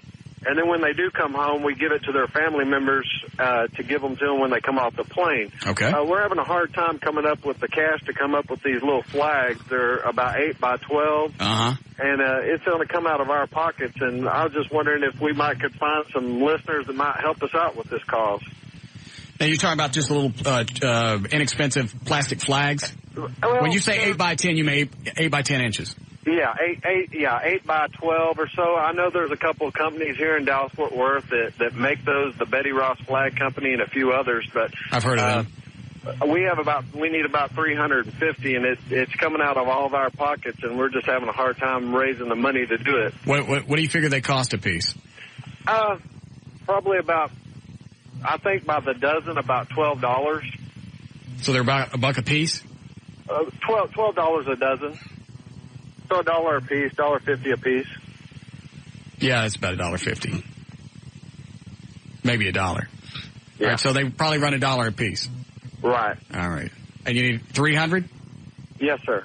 All right. We have about 350 that are deployed at this moment. Right. We have another 1,100 that are on standby. So you possibly might need 1,100. Yes, sir. We were going to try to do something around the 1st of May and put this up by our memorial statue that remembers all the people from our wing that have passed away in the service of the country. Right. In time for Memorial Day. Right. All right. Hold on. Let me put you on hold, and I'll see. You know what? Let me ask you something. Yes, sir. You're a Master Sergeant, right? Yes, sir. When you hear Hollywood running their mouth about this stuff, does that absolutely twist your colon? If you could only see some of the emails that I see on our websites that for the military emails, you'd be astonished. But yes, it's just it's amazing. It's one thing to protest something and be against something, but they won't even come out and say, you know what, we're supporting our troops and we hate that they're over there. We hope they come home soon. They can't even do that. No, because that makes them look like they're sympathizing. They actually may be endorsing the war because they're worried about the troops. You could be worried about the troops and not support this war. let me just say this one thing, Russ. The thing that bothers us the most is I volunteered to go, but my CO felt that it was better needed for me to stay here. Right. But let me tell you what burns us the most, and that is that when we leave, we have to leave our families, we have to leave our friends, and we have to worry about our families being taken care of. And we as a family, military family, take care of our families. Now, when these people say the things, we really don't hear them in the field. I've been over there many of times in Kuwait, Turkey, and all the places. I don't hear none of the stuff. You just don't have access to it. But what it does... Well, it's not even a matter of having access. You're busy. Right. You're killing the hope and the thought of our family members. And that's what ticks me off is we hope that American people take care of our families when we're gone because we're taking care of your families when we're over there. Absolutely. All right, well, I'm going to put you on hold, and we'll see what we can dig up for you tomorrow. Okay, thank you. Thank you, sir, and thank you for serving our country. You're welcome. All right.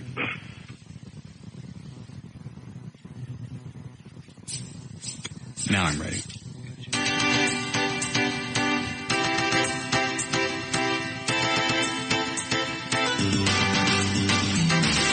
I can't do it with you in here staring at me. I wasn't even looking at you. Go stand out in the hall. You're sucking the life out of me. I need every ounce of energy that I have to do this. This drains me. Fine. Thank you.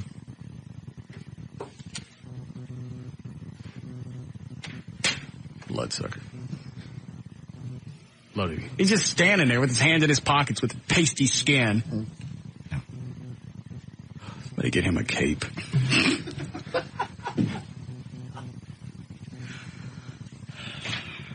All right, I'm starting again. This is for Hollywood to shut their ass, because I'm sick of it.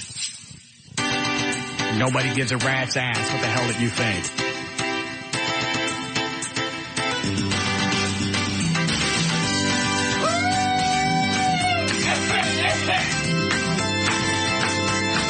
I got 2 words for Hollywood. I got 2 words for Hollywood. 2 words. Get out! Get out! I said get out! You don't like President Bush. You don't like the war in Iraq.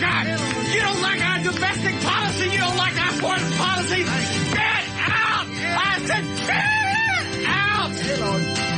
Get out! You want to impale his likeness at your stupid rock concert. Get your ass out! You say you're ashamed of the President of the United States. You know what? It works both ways. Get your fat Dixon chick ass out! You want to call our president fictitious? You want to call him fictitious while you accept an award from Hollywood? Get your fat ass out! Hold on.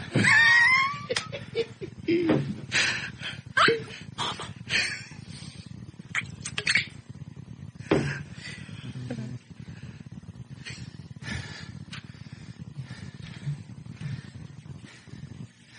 I'm smoked again. Oh, boss, you can do it. I used to get smoked. Really well. Hollywood fat ass out. All right.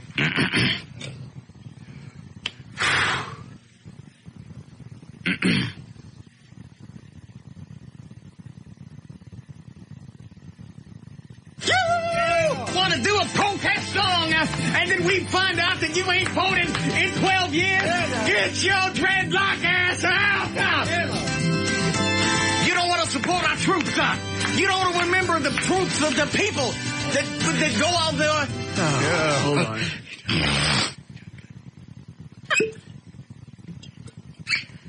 If I was on heroin, this would go quicker. You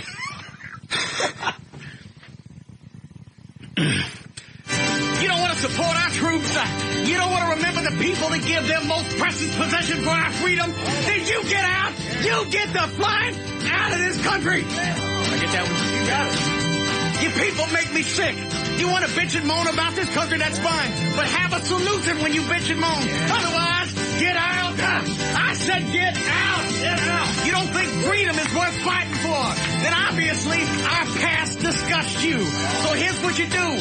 You give up your freedom, you give up your rights, and get out. Amen to that. Why don't you go to another country? Go to another country, bitch about the government, and see how long it takes before they cut your tongue out. And then you sound like Kirk Douglas. I am proud of our troops. I am proud of the job they are doing. A job that no one else would do for any amount of money. I am proud of the Commander-in-Chief of the Armed Forces. I am proud of this country. God bless us all, and may God bless America.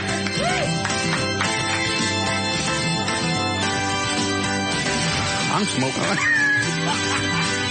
We'll be back with the Russ Martin Show.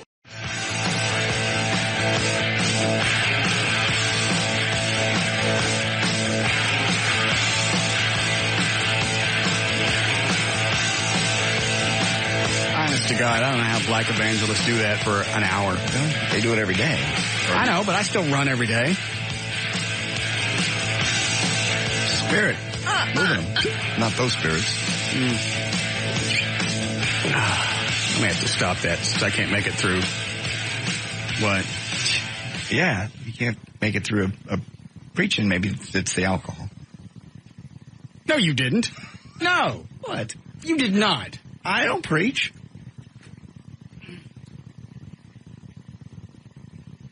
What? Nothing. I'm sorry. Don't worry about it. Oh, I just floated one. I'm sorry. Promise I warned you. God, these are bad, too. Hey, get across. And a wooden stake. Jesus. Sorry. What are you eating now? Oh, hush! Oh, it's the lights off not working! Okay. Call the military. Oh. I feel like I'm in a... I'm taking these vitamin C crystals. Don't ever take those again. It's like a powder you put in juice. The Lysol's not working. Sorry. I feel like I'm in a Stephen King movie. It's not that bad. Do you see me anywhere close to the mic? No. You see me held over here with Eddie? Yes. I ain't coming over there. Come on. I'd rather deliver pizza to Pleasant Grove. Oh, Jesus. How can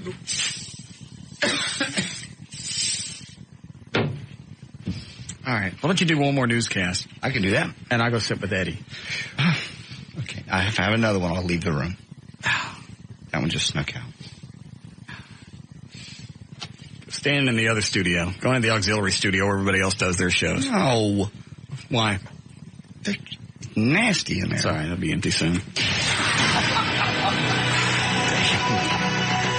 All right. 6:47. J.D. Ryan's on the thing. On the Live 105.3. And thank you, Russ. You'll like this one. Leaders of France and Germany, two of the most vocal critics of the U.S.-led war in Iraq, both have hailed the crumbling of Saddam Hussein today. Wait a minute. Who? France and Germany.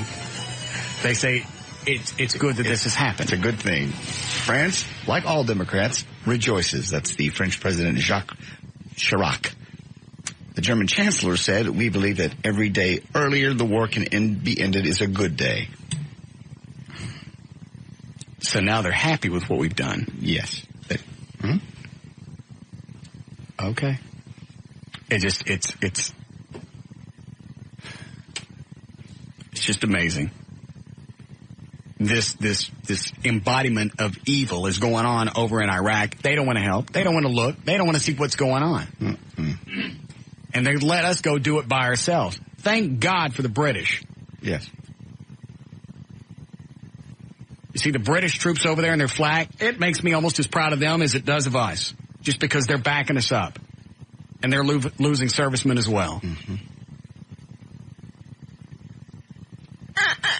Excuse me. Go ahead. Walmart suspended sales of toy guns in its New York stores today after the state sued, accusing the retailer that's selling the toys that lack required safety markings to distinguish them from real weapons. The toys they were selling did.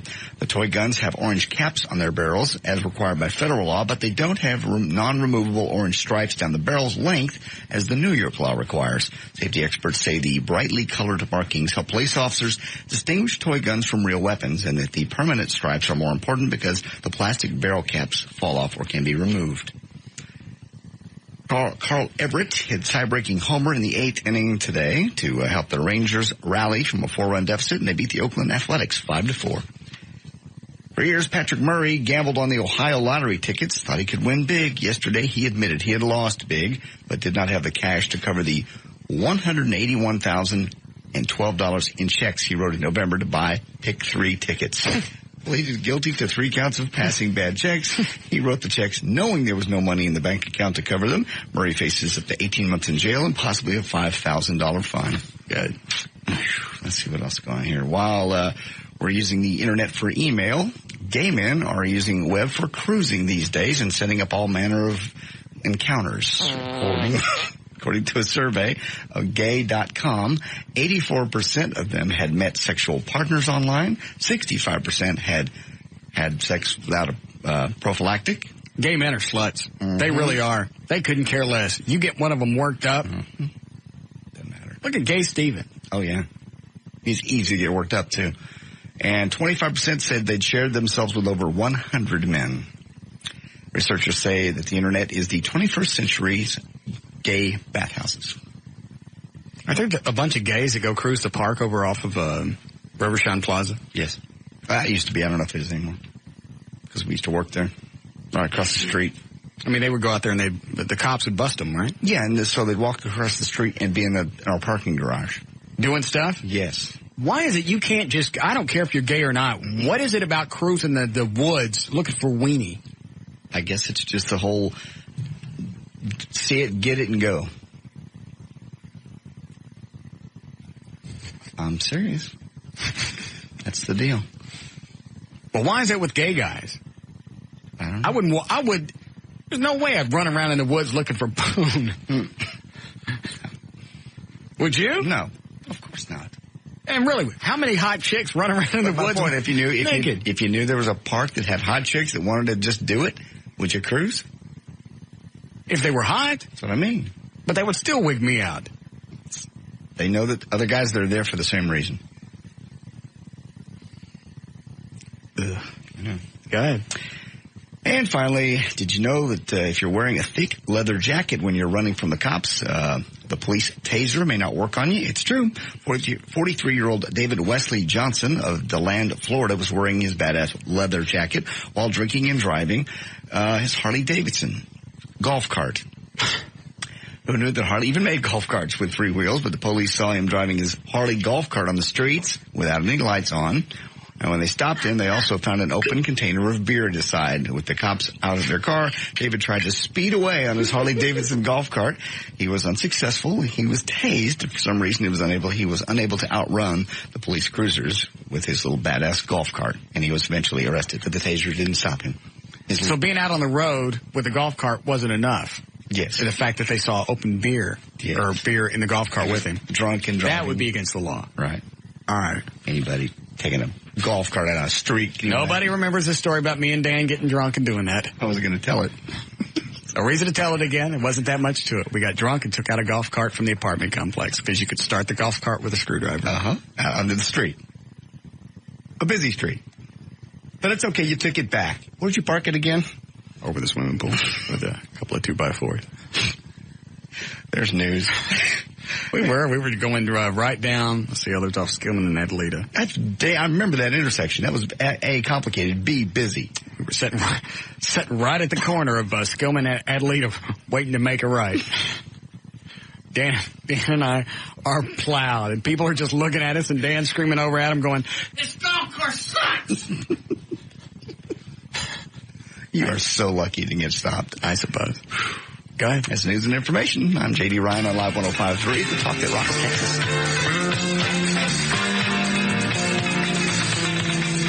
We'll be back with the Russ Martin Show.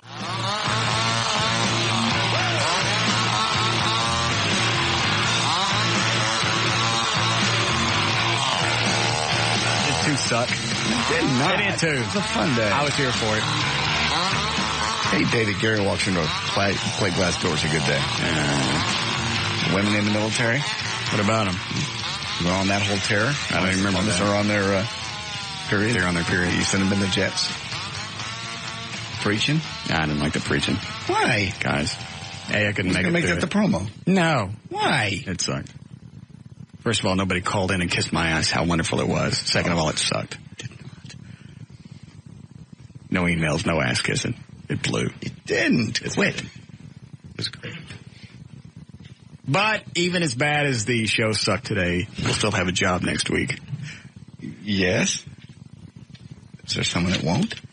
I can't say. Okay.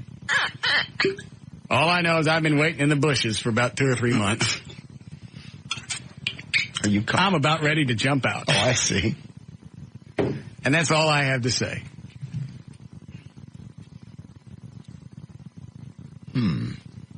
That's a good one. I don't have a clue what you're talking about. They won't either. Go ahead. For more information about the Russ Martin Show, to email us for details on the Listeners Foundation and the police and firefighter posters and more, go to russmartin.com. To instant emails during the show, only during the show, send it to studio@russmartin.com. For Trey's website, go to treytrenholm.com. To see my office chair getting cut in half with a chainsaw, go to eddieboyd.com. To visit me in my picture gallery, it's johndavidryan.com. Nice little montage, too, of about the war. What's on there now? I didn't cut this one up. Somebody else sent it to me. It's the Tom Petty and the Heartbreakers Won't Back Down, and it's just a montage of pictures from the war. It's really well done. They should have it up tonight. Okay. Let's see here. What else we got? Limousine service provided by Ultimate Limousines. Call George, 214-668-5363. And the official site for the Talk That Rocks is live1053.com. All right. Guy in line 4 wants to kiss my ass before I go? Okay. Hi, Mike. Hey, Russ. Yes, sir. Hey, man, that preaching, I still have geese pimples from that preaching. That was better than sucking my own Peter. You know what? Normally I hit the delay. I'm going to let that fly. Only because I didn't say it and I'd like to do it too. All right?